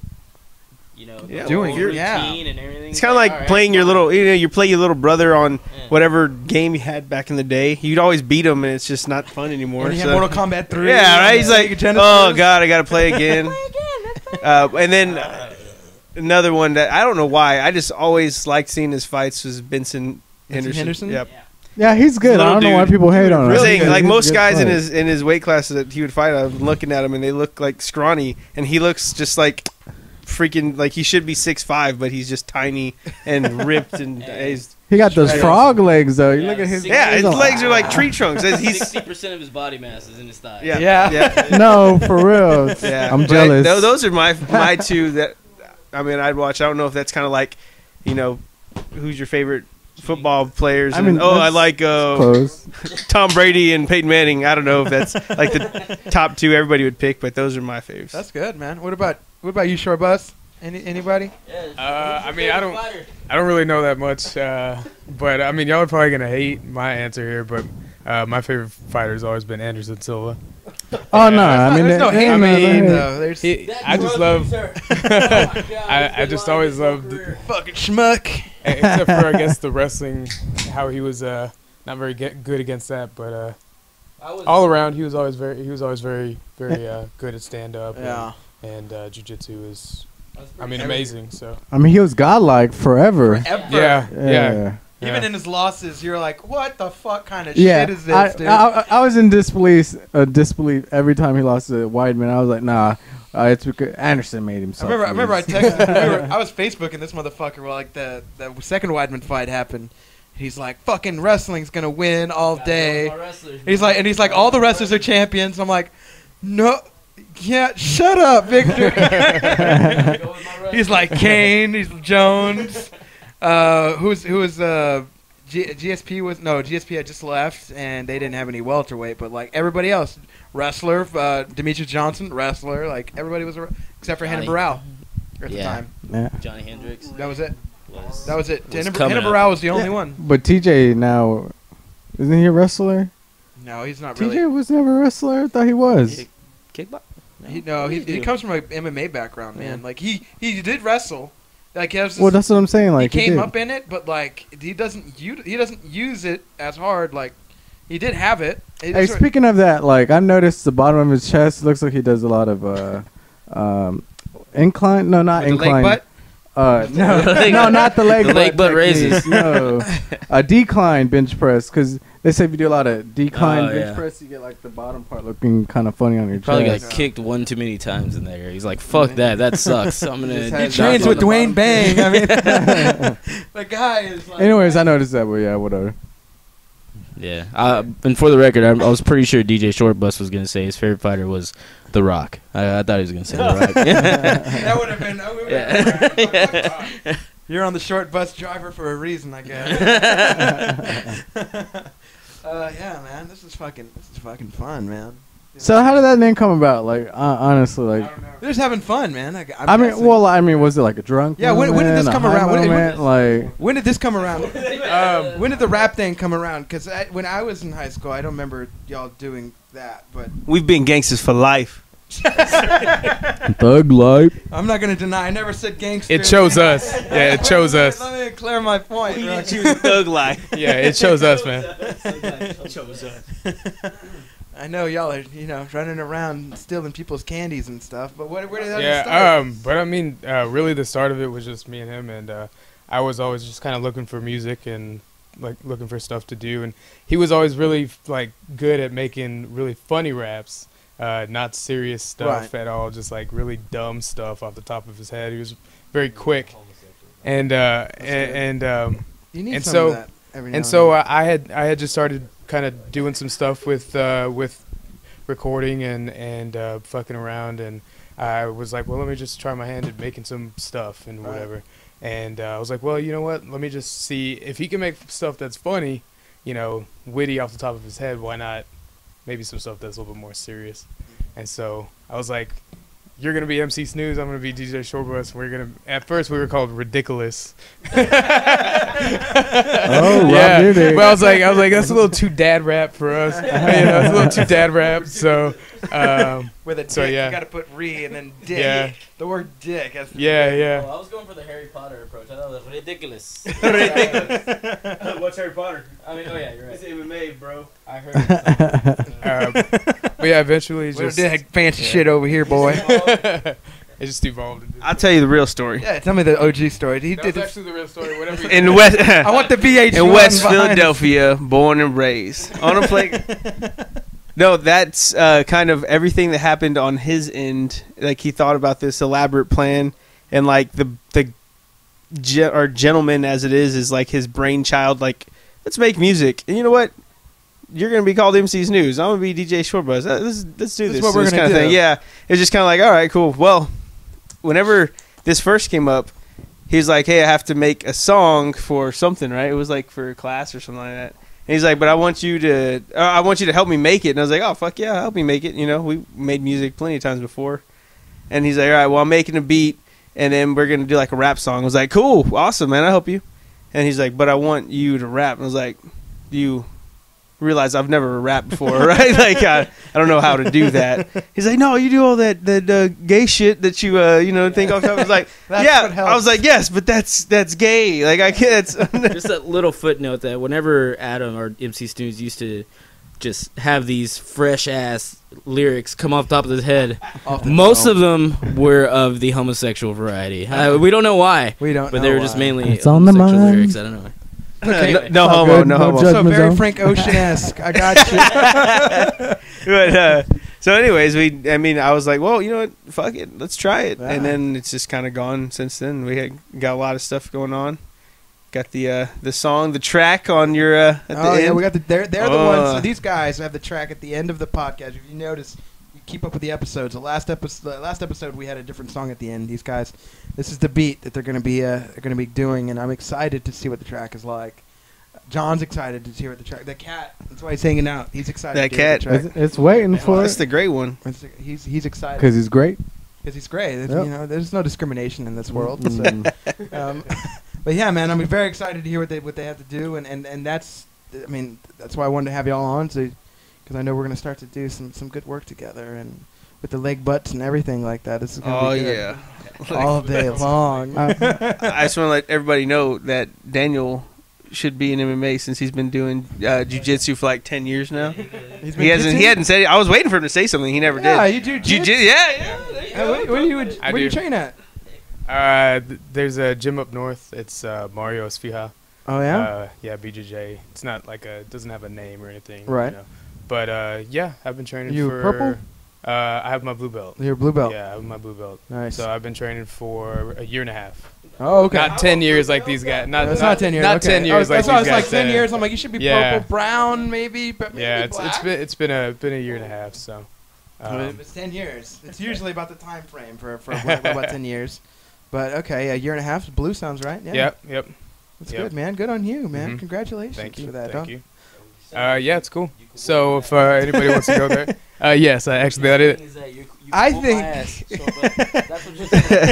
And speaking of on that point, whooping ass, right? Like that. I think the reason why I never really got like into being a huge MMA fan is like I'm a huge soccer, football, those kind of sports because like if you beat me at those, I can still fight you and whoop your ass, right? Right. If we're in the same sport, MMA, and you beat me, I can't, like, you just whoop my ass. I can't, you already whooped my ass. I can't, like, as a human being, you have dominated me in the most primitive way you can. Can't deal with that. Yeah, and then that's kind of why I'm like, man, like, I just can't, put myself in that position, you know? It's an insane place to put yourself mentally, man. Last resort. Because you can't be pissed at someone like, oh, man, but yeah, I'll whoop your ass, though, because, like, you already got your ass whooped, you know? That's got to feel so bad. It's got to feel so bad for these guys. That's fucking funny. That's a good point, man. I've never thought about it. Well, I mean, I've trained on and off for the last 6 years, and you know, there was a lot more of me in high school. That's all I'm saying. That's all I'm gonna say, man. Yeah, that's right. Yeah. So, but yeah, man, it's an exciting sport, and I love it and I have fun. And when you do jiu-jitsu all the time, you touch a lot of leg butts, and it's legs, very butts, fun. and butts. Being and legs. ex-wrestler though, I like that. I like the grappling part. When you're ex-wrestler, let me ask Grab you ass. something. Let me ask you some of the ex-wrestler guys. Did y'all ever do the checking the oil? Did you ever check the oil? Yeah, you know you used to. If you were stuck in a position where you can't get out, you know, you gotta do everything you can. For those that don't know what check the oil is, I want you to what's imagine that? you're in tights, you're in spandex, and so you could really just have your jock on underneath that. And so sometimes if you come behind with your hand and you just maybe put a finger up just to check the the. Are you serious? Like, that's what called checking the oil. You know who does that a lot? Johnny Hendricks does that a lot. Like he comes from that world. If you notice when he wrestles somebody, he goes down. Like if he needs to, get a better position, like he'll check the oil.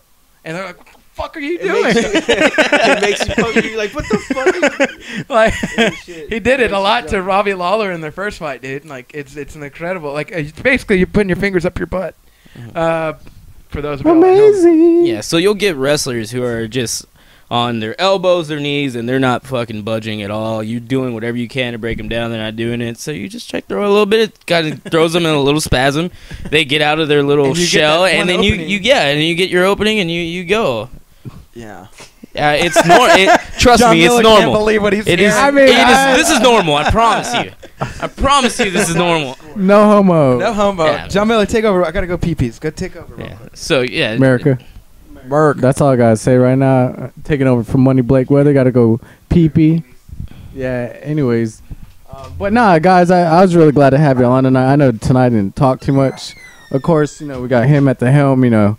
Always usually has something to say. Yeah. But actually, like, I really did enjoy y'all's company. Usually it's just kind of me and him. Sometimes every once in a while we do get some of the other Joes come on, but it's kind of rare. And they kind of either have to be kind of loaded already to actually want to talk, so. It does help. But yeah, it's definitely not the case with y'all. Well, we appreciate it. So, yeah, so I mean, I guess y'all kind of constantly have like thoughts on your mind and what things what you kind of want to say. You know what I mean? Well, Victor just likes to talk. Yeah, I just say what he says again, but louder. Are you sure? I'm sure. We sure? Yeah, I'm just the hype man. So yeah, I mean, like, what inspired y'all? I mean, or like, is there anything current that's kind of like inspired y'all to evolve or maybe change stylistically or something like that in your music profile? Not really style. So that's kind of a big thing that I think. I don't know. I guess it might change from who you asked me or Daniel, but I don't think style should change because of the times, right? So like everybody talks about, this isn't in, that isn't in. Mm-hmm. That doesn't fucking matter. Music, like the legacies of Tupac and all those dudes, it doesn't matter. Their stuff isn't like current, obviously, but it's still loved, and it's because music is timeless, right? Yeah. So if you're changing with the times to fit your music, then you're already failing. And that shit doesn't happen. You make what you feel, and if it's either good or it's bad. You either got it or you don't. That's how I feel. Well, yeah, especially if you connect with people on another level. I mean, it really doesn't matter what you do. Yeah, right. But if you notice, like, styles always come back. It's like, I mean, I think the same thing happens with music as it happens with, like, clothes people wear, things people say. So, like, oh yeah, yeah. I mean, I say, I keep with it. I mean, I think it's good to keep up with the times and have an open mind to it, and don't really get so much stuck in an era, but sometimes that era is what is needed at the present time, and then it just kind of blows up and becomes a trend again. Like, yeah, exactly. Jinkos are coming back. Like, it's fucking weird. Wait, like, are you serious? Is that a thing? No. They actually You're fucking with me. You're fucking with me. No, they're coming back. Jinkos? Yeah, Jinkos are coming back. I never had a pair in my entire life. So I did. like now that they're coming back, now that they're coming back, I might have to join the party just because I never got to do it. Time is now. Right? Exactly. Man, yeah, like I felt so amazing when I wear like Jinkos or UFOs or kickwear. UFOs, holy shit! Man, like pipes, lugs, sutters, boots, shoes, whatever the fuck. Those big ass skater shoes, like man, I thought I was all cool and shit growing up, but whatever. Yeah. I mean, Who was bringing the Jinkos back? Is it Rihanna? Whoa, really? Are you serious? So like the designs on the pocket, not Yeah, they're gonna really be. wide. They're coming back out. Yeah, they got new investors and they're coming back out. So like Jinkos. So yeah, I mean like things are coming back. So I don't know what style y'all do, but I expect styles to start changing once again. Yeah. And get more musical. You know what I mean? That's why I always say like. You don't make music to fit a style or a time frame or what's going right now, because it always comes back around. It always changes. It's always changing. So you just make what you feel, and if people like it, they like it. If they don't, fuck them. Yeah, no. Fuck them. I mean, you got to do what really inspires you, because if you ain't got inspiration, your shit's gonna be shitty. You know what I mean? You know what's funny? We're talking about this. That's kind of what the track that we made for this. Well, like the track that y'all are using is kind of that way. I was in New Orleans and I was hearing a bunch of those songs, like the Coco song and shit like that. Like, it pisses me off that those guys are making money off of these things that they probably wrote while he's taking a shit, And it's the track that we have is kind of talking about that. Like, when you hear you'll know what we're talking about. But it's just that's funny that we're talking about it now. As long as it talks about Money Blake Weather and MMA podcast, I will put that in there. I'll shout you out. We need all those in there. Just anywhere. We need Loaded Joe's podcast in there. We need John Murray. We need Money Blake Weather. We just need little like. We're gonna have to rewrite hey guys, it. I know y'all. Even if it's just like, hey, I know y'all over there. Y'all, I see y'all over there, shaking that ass. Shake that leg butt. Butt legs. Shaking your leg butts. Leg butt. That happens, man. Leg butts. Hey, they do shake though. I mean, I've seen twerking videos. Ladies can do some amazing things nowadays. So who's that chick fighter, MMA fighter that you keep talking about? Ronda Rousey. Paige, right? Paige. So yeah, you need to watch. She's that fighting Instagram. Ronda. So I know that Paige is hot. Is Ronda hot? She's fighting a girl named Felice Herrig. Yeah. Is any of them hot? They're both hot. They're both hot. Felice is okay. Yeah. Felice is okay, but Paige is I way like hotter. She's Paige is way hotter than Felice. Paige is like the step up because she's the younger, like newer. But like, Her face is prettier too. Like a tiger. Like a tiger. Yes. Don't worry, guys. We're gonna have some fights on here in a second. I'm making sure we have a good selection. I should have done this earlier, and I did. It's all good. I probably hadn't seen any of the ones you have right now. So. It's okay. It's okay, whatever. But we can still talk. We can still be friends. I like seeing people get knocked out, though. That's pretty cool. I like watching those fights myself. People get knocked out. I like watching them all, but like, I mean, I don't. I if I see a knockout, it definitely. The most brutal knockout was the hardest one. Most brutal knockout you've seen, where you feel bad for the guy. You feel like you want to donate to charity because this is happening. There's really two that like stick out in my head. One of them was actually brought to my attention this week, and it was they were talking about brutalist knockouts, and I had to go back and check it, and they were actually talking about Nick Gonzalez. Damn. There was one though. Nick, if you're listening, I still love you. You couldn't wait till the next podcast, man. No, it was super. But I should have asked him about it, and it was the guy who does the podcast was actually the co-promoter of it, and he was actually the VP of talent relations for Bellator and the matchmaker for Bellator. So I'm sure he helped Nick. He knows Nick, and he was like, I'd seen Nick get knocked out. Nick was throwing this spinning back fist, and he gets caught. Oh God! And he goes down, and then he's out, and the guy insists on coming over and just hitting him. And apparently Nick had a broken jaw. A la Dan Henderson there. Yeah, dude. Nick had a broken jaw, and he he was. They were not. Jeez. They were so worried about him being alive. Jeez. And I didn't believe it. And I'm like, that's fucking stupid. Like, Nick's a fucking trooper. And I watched it. I was like, oh, fuck. Luckily, Nick made it okay. They were going to do surgery in Jersey, apparently was a story. But they flew him down to Texas and made sure everything was okay. I'm like, fuck, man. That reminds you, like, how fucking crazy this fucking sport is, dude. Mm-hmm. And I don't know, man. That'd probably be the top one, actually, that I've seen. That's just like, fuck. Yeah. Man, what about that submission that Ryan showed us, where that dude literally gets? But that's different. They were just asking about brutal knockouts. We're not doing. I mean, yeah, I know. That's submission. Where this guy, like, he was getting guillotined, and his stand-up guillotine. Like, touches oh God! His fucking chest, like it looks like his back. Like, fucking not like it looked like the top of his head touched the bottom of his chest. Yeah, it looked like he was folded, like his neck was dislocated. His neck was broken and his back was broken. It looked Did disgusting. he tap out or did he just go he immediately? He passed out. Yeah, that sounds like he went immediately. He looked like he died. But he looked like he died, and he woke up and he was just like, "Hey, I'm fine." and Ryan was like, "I know the guy. He was probably on cocaine because that's all we used to hang out. He was always wanted to do cocaine. We're like, we don't have any cocaine." Hey, so yeah, dude, like champions do it. Yeah. I don't know. I think of they're in love with the cocoa, apparently. I think of Mark Knight. Did y'all watch the fight when Junior Dos Santos knocked out Mark Knight with that? Was it a wheel kick or a spinning back kick? Mark Hunt. Mark Hunt. Sorry. Yeah. Who the fuck? Sorry, my bad. That was that brutal. Like I think that a brutaler knockout, like a step up from that, was when like Bigfoot knocked out Alistair Overeem.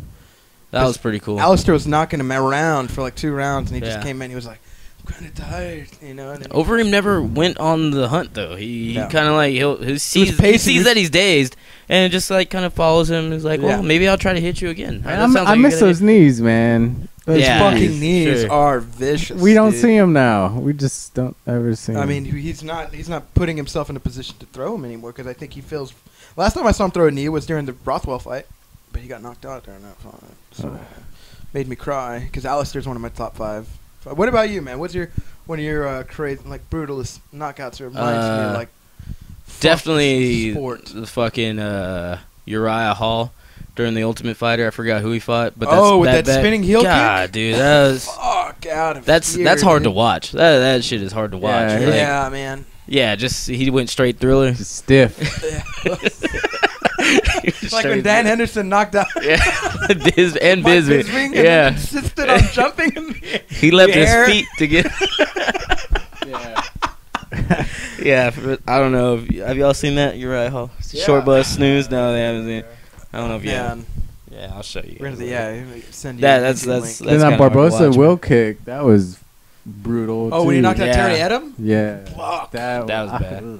I have that one. I think I have that. Because Edom went to sleep as soon as that heel left his face. Yeah.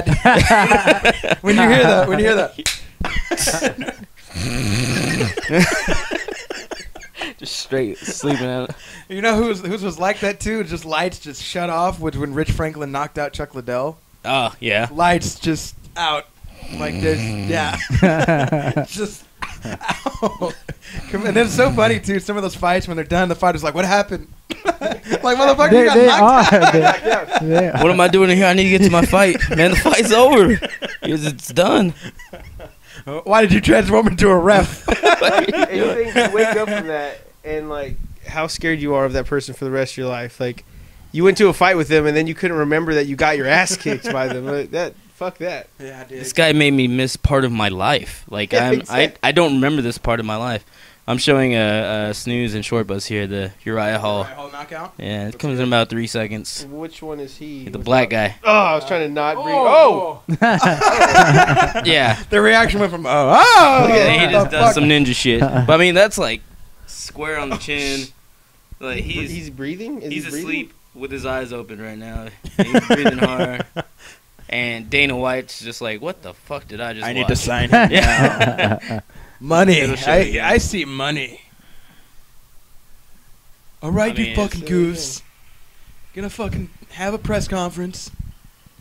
And that's the one where Dana White, he comes into the locker room afterwards and he's like, you don't want to be like damn, but damn, or something like that. I don't even know. Yeah, I mean, this is fucking brutal. Oh, no. My brutalist one though. I'm gonna take. I mean, the Nick Gonzalez one. Obviously, I saw it. No, the brutalist one I've ever seen though. Mirko when he fought Gabriel Gonzaga. Yeah, the one where he crumpled and his leg was like he fell in two. His leg was just like, it was like just all the way turned around, all the way turned up. You know what I'm saying? That was not. What about you, John Miller? What's your brutalist knockout that you've seen? Well, I mean, I really can't say. I think some of the ugliest stuff that I've seen happen. Well, who's that female fighter got her ear busted? Like her ear blew we're up. asking about brutalist knockouts, not brutalist moments. Yeah, well, I'm just saying, like, I mean, when Leslie, when was it Leslie Miller? Jessica I hit Leslie Smith, and Leslie Smith's ear was just like. That was disgusting. What's his name? Yeah, Kimbo did that to Josh James Thompson. Thompson, yeah. I just like to call out. I love that sound effect you just did. Yeah, it's like the best blood sound I've heard in a while. Anyways. If you need me on a track, I'm free Monday through Friday. The brains are like. Oh, he did it better last time. We'll work on it. We got it. We do it. But yeah, man, that was a fucking. Both of those were brutal as fuck because you see those ears just explode. Yeah, nasty. That cauliflower, did you guys ever get that? You ever had to get your ears trained? Yeah, I have a little bit of it. Adam's a quitter.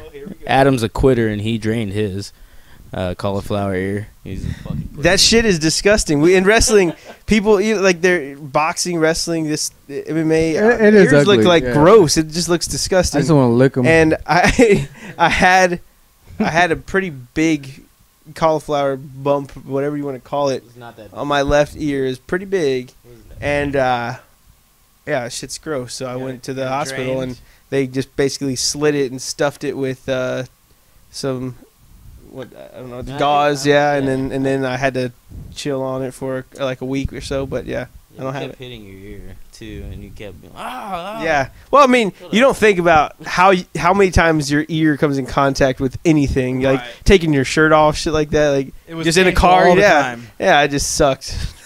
But anyway, I don't have cauliflower ear anymore because of that. He still does. One of mine does. I don't know which one it is anymore. The one that looks like it has a tumor. They both look like that. That one kind of has a little bit on that side. On this one? Yeah. I think it's my left. A little bit of cauliflowerness. Is that? Yeah. I should have wore headgear. Yeah. I didn't wear headgear. These are the one of two things that happen. You either get like the cauliflower ear, or you get biscuit ears. You know what I'm talking about? They have no. Where they close? They're just like flat. It just like looks like pieces of skin, and you're just like, fuck happened to your ear?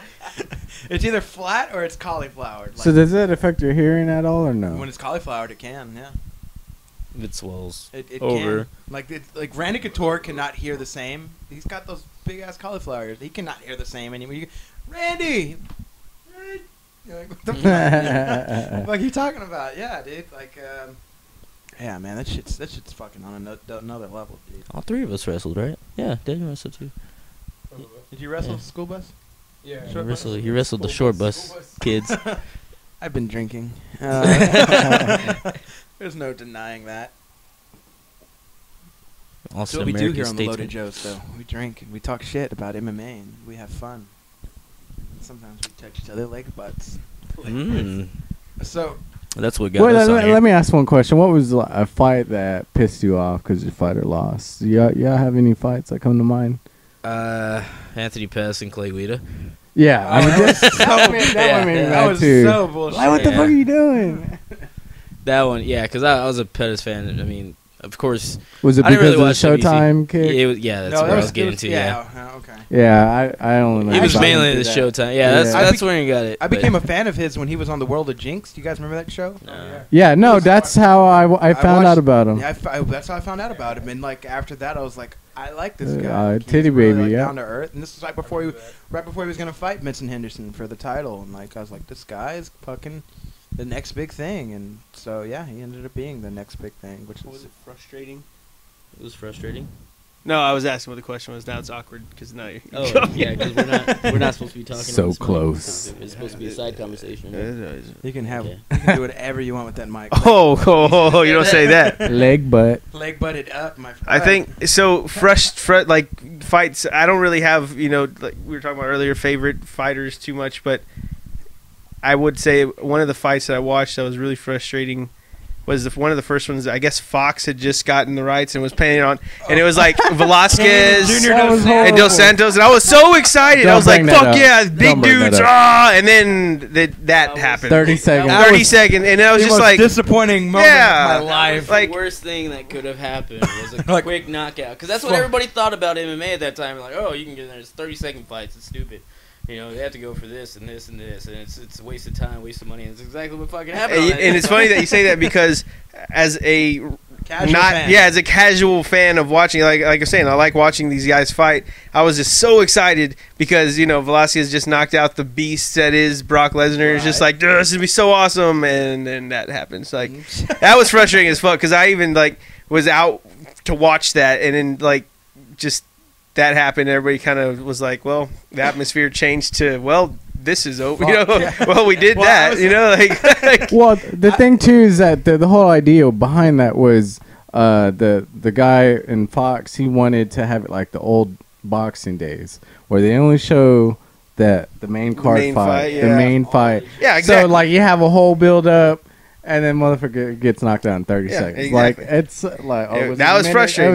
I didn't care who won or lost. I think I was going for Dos Santos actually. It was just like but that's what I'm saying. But it's still like either way, it's just like that is disappointing to watch. I remember watching that fight, and I was at third base, and that fight came on. They showed the prelims, and actually, the fight before that they showed was Benson Henderson, and he was fighting Clay Guida, which is one of the most boringest fights of my life. And they were like, let's get the fucking action going. And then after that fight, during that fight, they had a TV, one for boxing and one for UFC, because the boxing fight that night was Manny Pacquiao and Juan Manuel Marquez Part 3. And so people were just already in the up and ups. They're like, fuck this, it's fucking stupid. Manny better knock some ass out, or I'm fighting someone. I'm fuck, dude. This place is getting rowdy. I don't want to be here, but yeah, dude. Fucking the atmosphere changed a fuck ton right then and there. I mean, that's the only thing about watching MMA at a bar. The people that feel like fighting, then you start feeling like you want to fight too. Yeah. Another reason why I don't like to go to those things is I'm not a fighter. I'm a lover. So. Yeah. All right, so I'm gonna do the same 15 questions for you guys. We do this with every one of our guests. Each one of us, or all of us. Well, whoever thinks of the answer quickest. The answer they have the answer. I'll hold it in because we got 2 minutes. We'll do some of these you can answer by yourselves. Some of these you can. We'll just go quickly. How about that? 1, 2, 3, boom, rapid fire. Favorite movie? 21 Jump Street. Ninja Turtles, the original. Probably the wedding scene, maybe. What the fuck did you just say? I like to be a romantic. Favorite color? Red. Green. Favorite food? Steak. Hamburger. Pizzas. By the way, also we're going Hype Man Vic, MC Snooze, DJ Shortbus, because I'm sure people listening are just like, oh, 3 guys, who gives a fuck? Who the fuck is talking right now? I don't know who is who. They like all that shit. Anyway, go ahead. All right. Favorite fighter of all time? We did this, but we can do it again. Of all time. All time. Of all time, Yeah, all you times. do. Of all the time. I'm going. This is MC Snooze. Stone Cold Steve fucking Austin. Man. I don't fucking know, man. I'll just say John Jones. John Jones. Silva. I mean, that was my Silva, that was favorite drink at the bar. Whiskey and Coke. I like that. Gin and juice. I like whiskey. Yeah, whiskey Coke. Yeah. Favorite porn actress. Oh shit, I don't know, man. No. Hey, you know your favorite color. You gotta know. Yeah, okay, I'm not gonna act like this is harder than my favorite color. This is Jenna Hayes. I honestly don't know. You don't participate in that. I mean, He doesn't give okay. them names. So this is gonna be like give them names. There's definitely I definitely jack off to porn, right? Everybody does, but I don't know who my favorite porn star is. That's just I don't know that. I honestly do not know. You don't have to say it like that. We just asked for porn actress. You said favorites. You're like, I jack off to porn. I have to make it sound authentic, or else people will be like, I don't. I just watch it for the action. That's what I'm saying. People will think the plots. People would be like, "Oh, what a pussy he pushed out." I don't know names. I don't know names. Okay, all right. He knows nipples. Yeah, is she white, black? Oh, white girls, Okay. definitely. Yeah, there you go. Oh man. Maybe like Sasha Grey or something. Sasha Grey. Okay. See, I don't have a faces. all right. I want to see them now. Favorite all-time fight. Forrest Griffin and Stephen Bonner. By far. Yeah, that was a good By fight. far. That's what got most people in there. Yeah, no, it really did. You're right. It actually revitalized the sport. Yeah. Henan Burrell and He's reading off the TJ Dillashaw. Hey, you can't read off the posters. It's actually not a bad one though. I mean, that was a good fight. That was a good fight. Exactly. No, I it was mean, my not favorite, for Burrell, absolutely. but that was a good fight. Yeah. I don't know. I don't know if I have a favorite. Give me one. 14. Yeah, WrestleMania 14. Yeah. Fallon Fox or Cyborg Santos, who has a bigger dick? Cyborg. The other guy, since everybody's saying Cyborg. Fallon Fox used to be a guy, so maybe. Then Cyborg. Scariest MMA fighter. Oh shit. I would never wanted to be in there against Henan Burrell. Like, Oh yeah, he was he was pretty Yeah, scary. he did a little dance over you after he knocks you out. That's scary. Oh, it's your turn. Scariest. You see him, you're like, fuck. Is there like a big Russian dude? I want to say that there's like some giant. His name was Fedor Emelianenko. I mean, he wasn't big though. Like he was just fat. He wasn't fat. He wasn't. I just remember there being a big Russian dude, and I was just like, "Fuck, I would never." Yeah, I think want that's to. Rocky IV. Oh my lord! Oh yeah, Rocky IV. I would probably have to.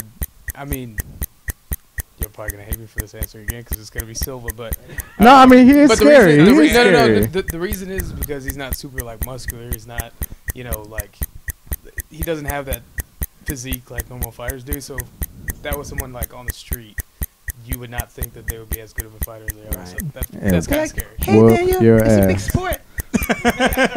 I knock you out now. Bisha the best. That's what he says in all his interviews. Okay, favorite boy band. NSYNC. That's a good one. Backstreet's back. No, I would say NSYNC because I'm a huge Justin Timberlake fan. I have to agree. Yeah, That's- I love me some That's JT. the right JT, answer. that's JT. That's the right See answer. why we're a hip hop group. We tried to do boy band, but not all of us could sing, so we had We had the auto tune on a lot of the time. It's just we couldn't bring it with us everywhere. All right, celebrity crush. Oh man, I can't get him. I can't even get over Jennifer Lawrence yet. She is a smoking. Yeah. Wait, who? Body. Jennifer Lawrence She's I mean, she's okay. I've got all this little and Nick Paige Van Nichols over Zandt. this. If you're listening, Paige. Call me. Boom. It's up to you. Okay, mine is Anna Kendrick. I'm in love with ever since I can't remember the movie what it's called, but she's like on an airplane and Naked? she's like naked. No. She was On a yeah. plane. No. She was like up in the air with George Clooney. Yeah. I was just like, she's not even like ridiculously hot. She's just like, It's like Scarlett Johansson, like, God damn. Yeah, No, like Scarlett but Johansson's she's just like that mine. I solid, love like, Scarlett. man, that She's girl. a good-looking girl. Yeah. Exactly. And yep, if she can hear me right now, say, girl, you got. I'm not married yet, so What's up? what's up? Give your Twitter.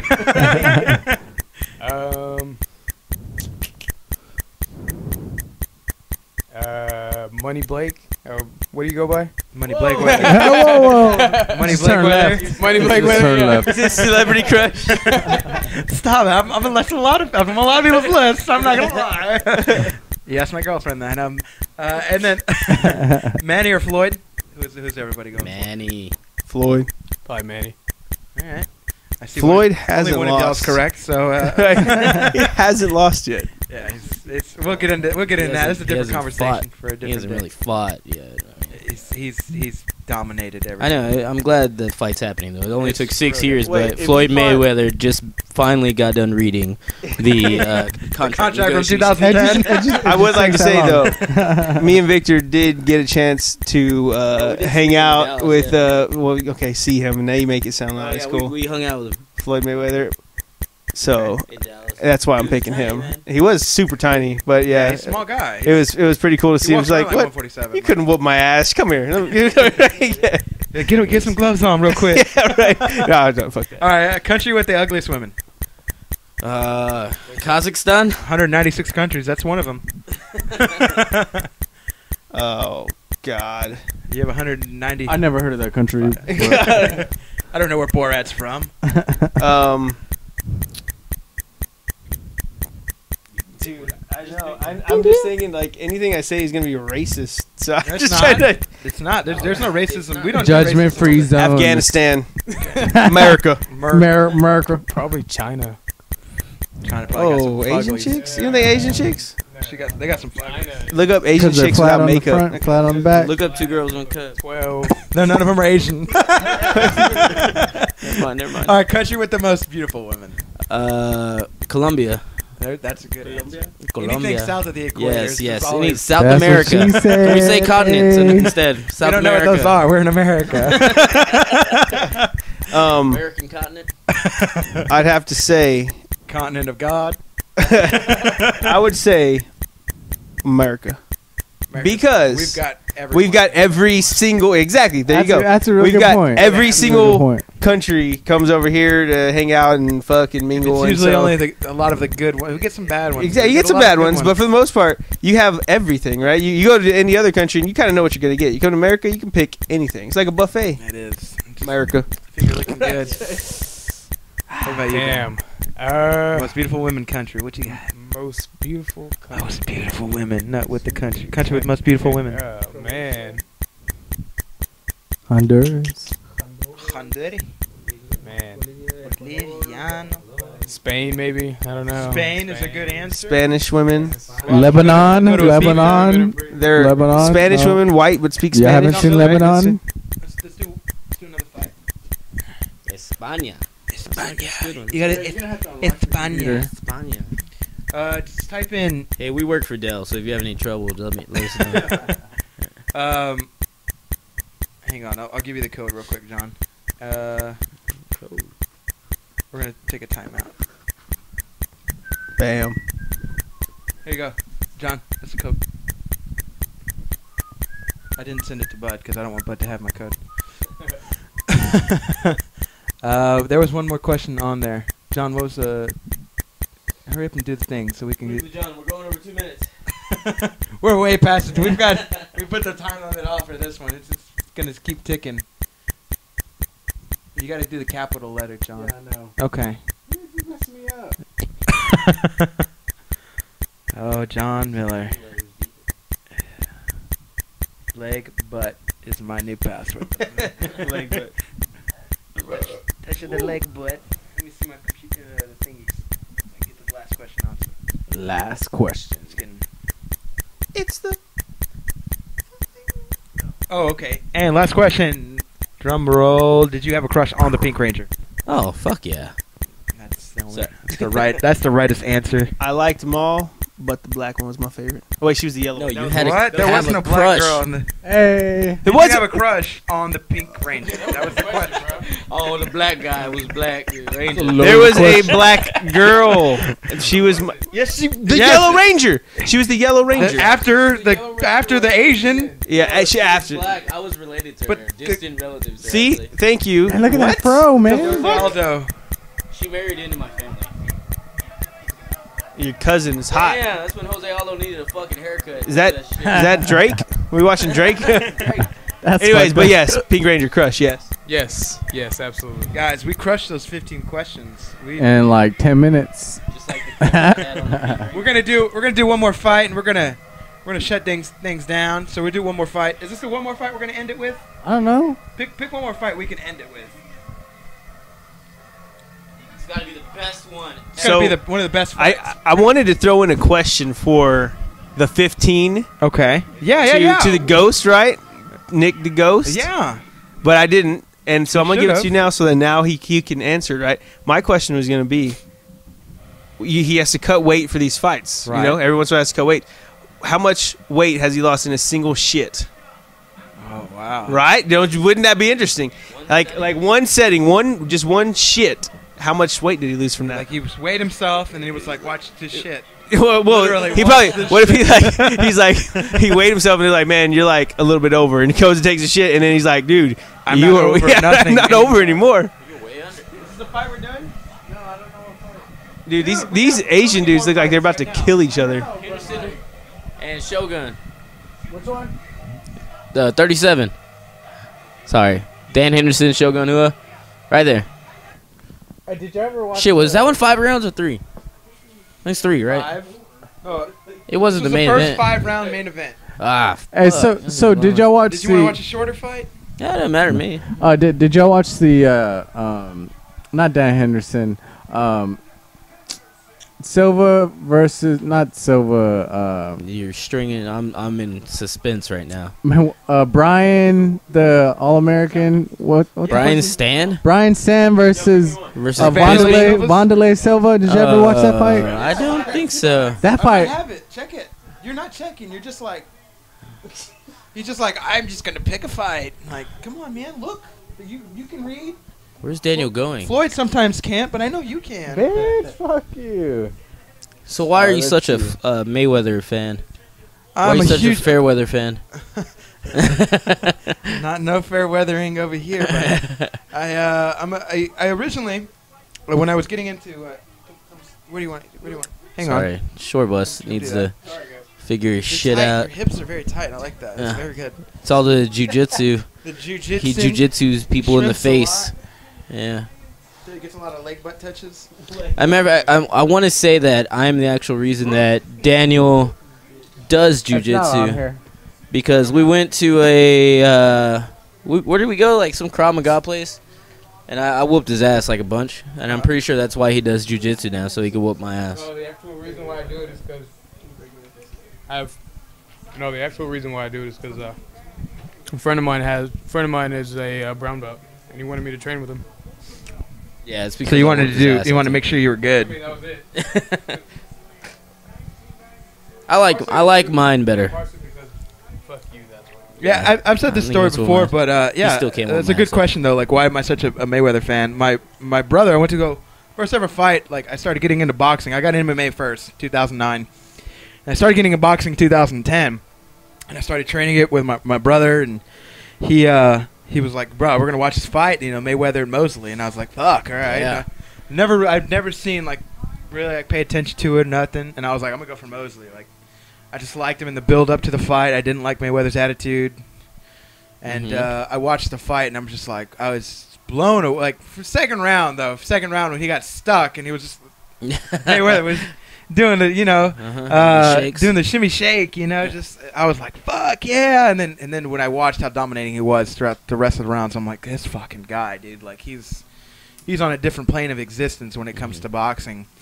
And so what the fuck? Sorry. That cat just jumped up there, huh? Yeah, he's really good. So yeah, I got into boxing, and I studied, like, I literally have all his fights on my computer. Like, I can go back and watch them, and argue with the best of them because you know I know facts. I don't know, man. I love Mayweather's style. Like I get it what he does on TV. I get it why people don't like him. The same reason people don't like Kanye. But you cannot deny like the talent that he does and he is. Yeah, I can, and he has just amazing talent. I remember watching him when he fought Canelo Alvarez, and I thought that was going to be a way closer fight than it was. But he just outclassed Canelo. It was kind of just. It was actually pretty amazing watching it. It was freaking amazing. But I don't know. I just never. He doesn't fight too many huge names at the right time. Fast forward this, man, so we can get to the fight. Because they're just walk in and shit.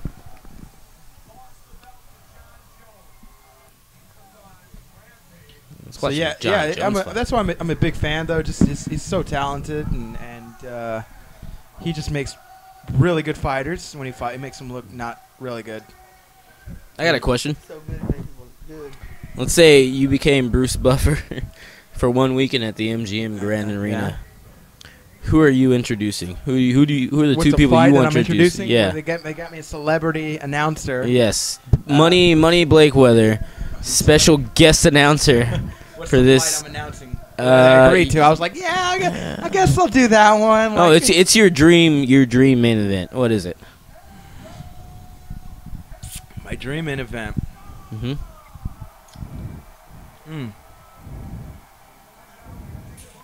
My dream main event. All right, my turn. No, I'm just kidding. Shut the fuck up. I mean, we can go somewhere else if it's going to take you a little bit. My dream main event would be GSP and Anderson Silva. I can see that. That's a dream main event. Well, I don't think it'll ever happen, but I'd love to see it happen. That's a good fight. That's a good fight. Like it's one of those fights just like a fight like the Nick Diaz Anderson Silva when it was announced. It's one of those fights when if you have the game and you're like, you get Nick Diaz, I'll fuck Anderson. Let's do this. Like it's one of those type of fights where you never would think you'd see them in the ring with each other, and you do. And just like this fight right here, like this is one of those fights, like where it's just like you would never imagine that they and then it goes on. You're like, fuck. Yeah. No, go ahead because you want me to go ahead. Okay, sorry, I didn't mean to jump on you like white on rice, but I personally would love to see Kane and John Jones go at it. That'd be amazing. That would be good. I think that I'm waiting for John Jones to go to heavyweight. He will go to heavyweight. He will, yeah. I'm waiting for that. So yeah, we'll see. I mean, Jones usually does really good against people he has leverage on. So we'll see. I mean, Kane got that ridiculous cardio that I mean it'd be an interesting fight. Yeah. It really would. Yeah, I think Kane might be able to squeak it, but I think it's going to be probably one of his toughest tests ever because there's no one in the heavyweight division that could match Kane cardio, and I think John Jones will be able to keep up with it for the most part. Right. What about you, Victor Rama? What do you? Mine was scrapped already. I'm so pissed, but it was Aldo Pettis. It's going to happen. I know. It's going to happen eventually. Well, it's going to be a while still. If he beats Conor, which I think he will, then it will happen. I don't think he will. But I don't think Aldo's beating Conor. I think they're going to have Conor Pettis faster than they'll have Aldo Pettis. I like McGregor. He's good. Nothing really stands out to me for him though. He's always he's powerful, man. He's powerful. But nothing like if you think of the strikers like Anthony Pettis, he's very dynamic. Yeah, he's dynamic. Yeah. He puts on a show. McGregor will talk a lot. He might even show his hands to you in the ring and everything like that. But nothing really stands out to me like he's dangerous in this area. He's dangerous in this area. He's just completely solid, comes at you, and doesn't miss. He hardly ever misses. Very precise. Yeah. He's not fast. He's precise. Very precise. He is precise. Dude, but he takes like 2-3 shots to knock you out versus a one-punch knockout. He drops down from lightweight. Like his original weight class is lightweight. So he's dropping down. He could take hits all day. He's like. I've taken harder hits. You're stupid, So I'm definitely on the Conor hype train, and I went back. I have almost all of his fights downloaded just so I can try and watch to see I have his losses. You got me to look at his package the other day. Yeah, he was like, look at him. John Miller was impressed by everything, including his bulge. His bulge. Impressive bulge. Because they showed the weigh-in before the fight. I'm like, who does that? Like, usually people just record the fight, but I guess since he was popping one, they were like, all right, let's show the weigh-in before we show the fight. You know, because there's fighters that like they start getting all riled up at the weigh-ins. That's weird. Like boners, right? I'm trying to be nice. Yes. Right now, like, I'm excited. Like, man, I'm so excited to fight this man. I'm got a boner. And I'm gonna get close to him, real close to him, rub it on him. What were we watching? Snooze. Fear boner. Your fiance was talking about his dick. It was just the other week or something like that. What was it? It was soccer. Was it soccer? Yeah. Okay. Like, I guess it's just a girl thing. Yeah. It was. She was like, "Look at his dick," and I think when we were watching the Anderson Silva and Nick Diaz fight, my girlfriend was also like, "Oh my God, look at his dick." I'm like, "Babe, look at the fight. Like, this is a pretty good fight." I'm like, "Oh my God, why doesn't he just whip his dick out and hit him with that?" I'm like, "Oh my God, it's definitely just a girl thing." The fifth limb. So I'm pretty sure that weigh-in would have been great. Pretty sure Anderson. Pretty sure Anderson. The art of the 9 limbs, or what's it called? Muay Thai. The art of the 8 limbs. 8 limbs. Yeah, man. Steven. So real quick, kind of to wrap up, because we haven't had a podcast for a month. We've had a lot of shit happen over the month. Mm-hmm. When we did the podcast last time, we had just gotten through the Gustafsson Johnson. Did y'all watch that fight? Yeah. Johnson knocked the fuck out of Gustafsson. That was bad. He looked like punched him back to Sweden, and they were already in Sweden type shit. Like, yeah, that sucked. He did that, and then we came off of that fight. Then we came off the Anderson Nick Diaz. Then we came off of the Brandon Thatch and Benson Henderson fight. That was amazing. And then we came off some Bellator that other weekend. Last weekend. And then we're coming up to new Invicta next week with Cyborg defending her belt. Coming up to a new pay-per-view with Ronda and Kat Zingano. And we're coming up to a new Bellator with... Have you seen Liam McGeary? You ever seen that kid? No. I haven't seen him fight. I've heard his name. But He's I haven't amazing. Seen him fight. He's like... He's 6'6", light heavyweight. 6'6". He's 9-0. He all wins by finish. He's never fought like anybody with like who they have named in like Bellator really, but he's gonna fight for the belt in Bellator, and the guy that he's gonna fight is pretty legit. It's pretty legit, dude. And he's got a lot. He's 6'6" though. He's got an 82-inch reach, and he was actually brought into Daniel Cormier's camp to mimic John Jones. Yeah. Oh, yeah, that's where I've heard his name then. That's Yeah. Lee McGarry, yeah. And so the guy's amazing, though. He's got power, like mad power. Like, John Jones doesn't have, like, one-hit knockout power. This guy does. Like, he can just land one on you, and you're out, dude. Like, he's got a fight that lasts, like, 39 seconds. He just, like, hits the guy with a left, and the guy's, like done. So,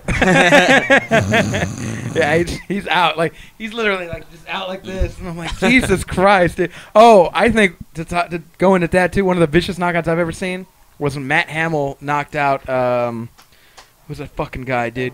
Who's that Filipino guy? Mark Munoz? Mark Munoz. Yeah. He fought Mark Munoz, and he head kicked him, and Mark was out on his feet, and as he came down, he was against the cage, and he hits his head on his knee. Oh. Because he was out like this. Like, he went out. And I was like, oh. I haven't seen that one in a long time. I have to watch It was it UFC 90. It was the first UFC I ever saw. It was UFC 96. And, like, 2009.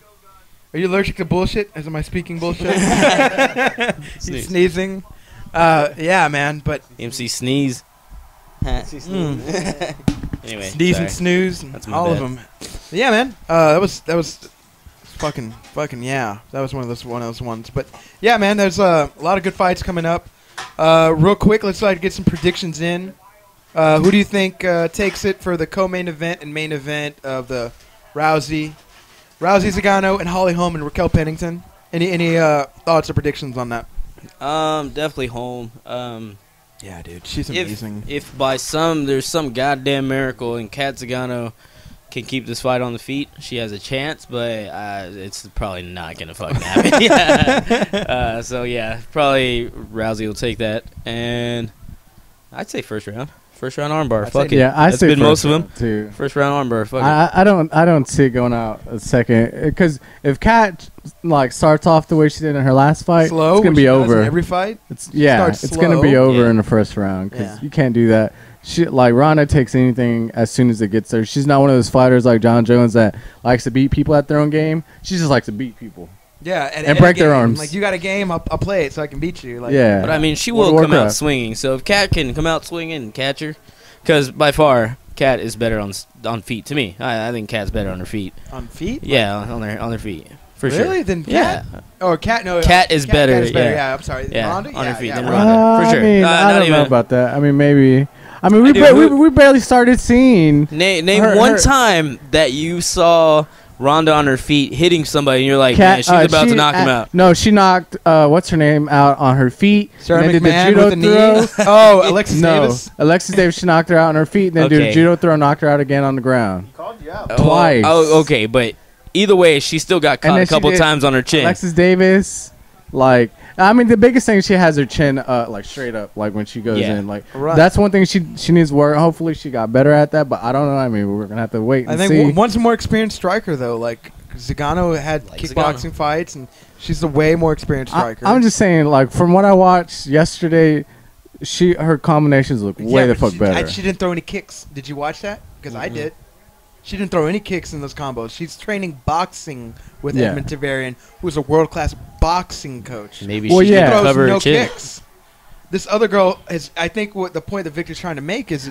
But her she not that knee to the body that took out Alexis finally- Davis. No, it took out Sarah McMahon. It was a knee to Oh, the body. Sarah Yeah, McMahon. Sorry. So I mean, I think more dynamic striker is Kat Zagano. Mhm. Can she use that though, while being on the feet without getting judo flipped into her Probably ass? not. Like that's. I gonna don't be think. the shit. Yeah, Like, I don't think so. Yeah, I think her upper game is gonna be taken away because she's gonna be worried about having to defend a takedown. I think she's gonna be worried about it, but she's never gonna see the takedown that Ronda's gonna throw coming. Like, because Ronda does some like shit where she'll like grab you over here and you'll think you're going this way, and she's like, She tripped you the other way. Like, oh my god! Like, what I are mean, you doing? she's used to tossing around dudes, like, Right, all day long. Yeah, all day long, like nothing. all day long. She doesn't care. So- Sounds like my life. I love it. Like fuck it. It sounds like the whatever. life of like a skinny, like trailer trash guy, and he's got a big old fat Yep. girlfriend. And she's like, "Give me sex, Tyrone." She beats him. She beats him. Yes.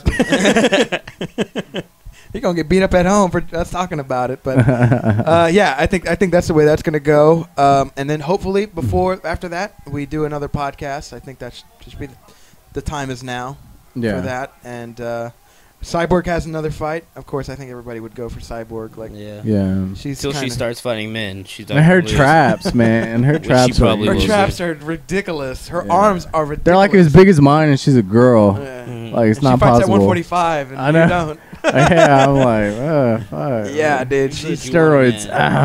Lazy man, what's his name? Juana Man? Yeah, but who's Juana the Man. actor that plays her? Him. Oh, Miguel Nunes Jr. Is that I actually don't know. No, I don't think it was him though. who we He talking was about? also Shanae? what's his name? Can I buy you a fish sandwich? Who's that guy? Oh no, that's Leon Phelps. Leon So it was Phelps, it was the Tim Meadows. Tim Meadows, yeah. Tim Meadows was not Joanna Man. No. Oh, okay. Well, that's very racist of me. I'm sorry. Either what I'm trying to say is Cyborg looks more like a man than most men. Yeah, she does. She's got a very manly, defined jaw. That jaw. She's got bigger balls than me. Like, it's just very manly. Somehow, some reason, there's something that sticks out about that. But It's a dick. It's the dick. Yeah.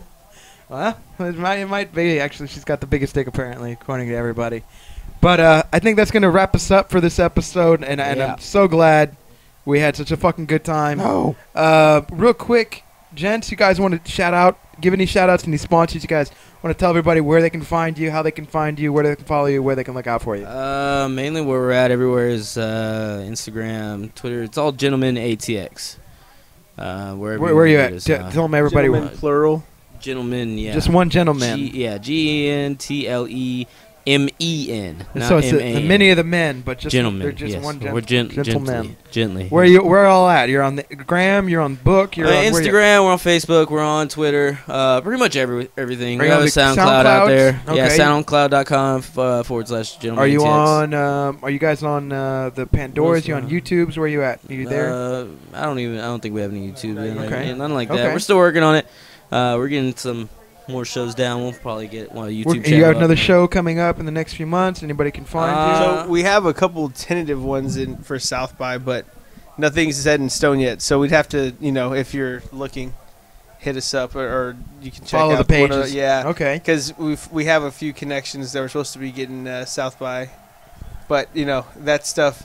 If anybody's ever tried to do that, music during South by, it's so many places. It's such a crazy atmosphere. Everything's happening, but hopefully it does. Absolutely. Great. Real quick, can we get a shout out from you guys? Just shouting out the Loaded Joe's MMA podcast. Where's on? Yo. In unison. We need it in unison. Where's shout out to the Loaded Joe's MMA podcast. No pitch perfect, but if y'all want to sing it, I mean. We say like, "What's up? This is Gentleman." Doing a shout out. Yeah, we haven't done this shit yet. We don't know. We don't know how to do this. Practice. It's a good time to practice. All right, hey, this is Gentleman. It's your boy Hype Man Vic. You EFC Snooze. DJ Showbus. That's cool. This is how it's not good. It's gonna go. It's gonna go some way. Let's do it on the show. Let's do it again. We're gonna do it on the show. We're gonna make it happen. What up, man? It's Hype Man Vic. This is Gentleman. I'm here with EFC Snooze. DJ Showbus. And you're fucking listening to Loaded Joe's MMA podcast. Keep listening to shit. It's good shit. Glad to be here. Shit. Fuck yeah. Go fight some people. That's right, America. Go fight some people. I like that. Go fight some people. That's fucking. I know, but hey. All right, guys, we're gonna shut it down. I appreciate everybody coming out. Yeah, thanks for coming out. I hope y'all had a good fucking time, and everybody catch us later. John Miller, you want to say anything to anybody? You're gonna look some more. Look your way out of some more triangles. What's with going Ronda on? Rousey? Nah, I mean she's gonna win, of course. So that's all I know. My woman's winning. But thanks again for listening. You can always follow me and Blake on Facebook, Instagram, Playboy.com, like wherever you want. Wherever you Playgirl. Playgirl Reloaded Joe's. Show your loaded self. You find us on Stitcher, iTunes, Radio, YouTube, Mixcloud, Twitter, all at The Loaded Joe's MMA. You find us on there. Give us a shout out. Give us a follow. We'll show some love back. All right, guys. Appreciate it, and we're out. Yeah, good night.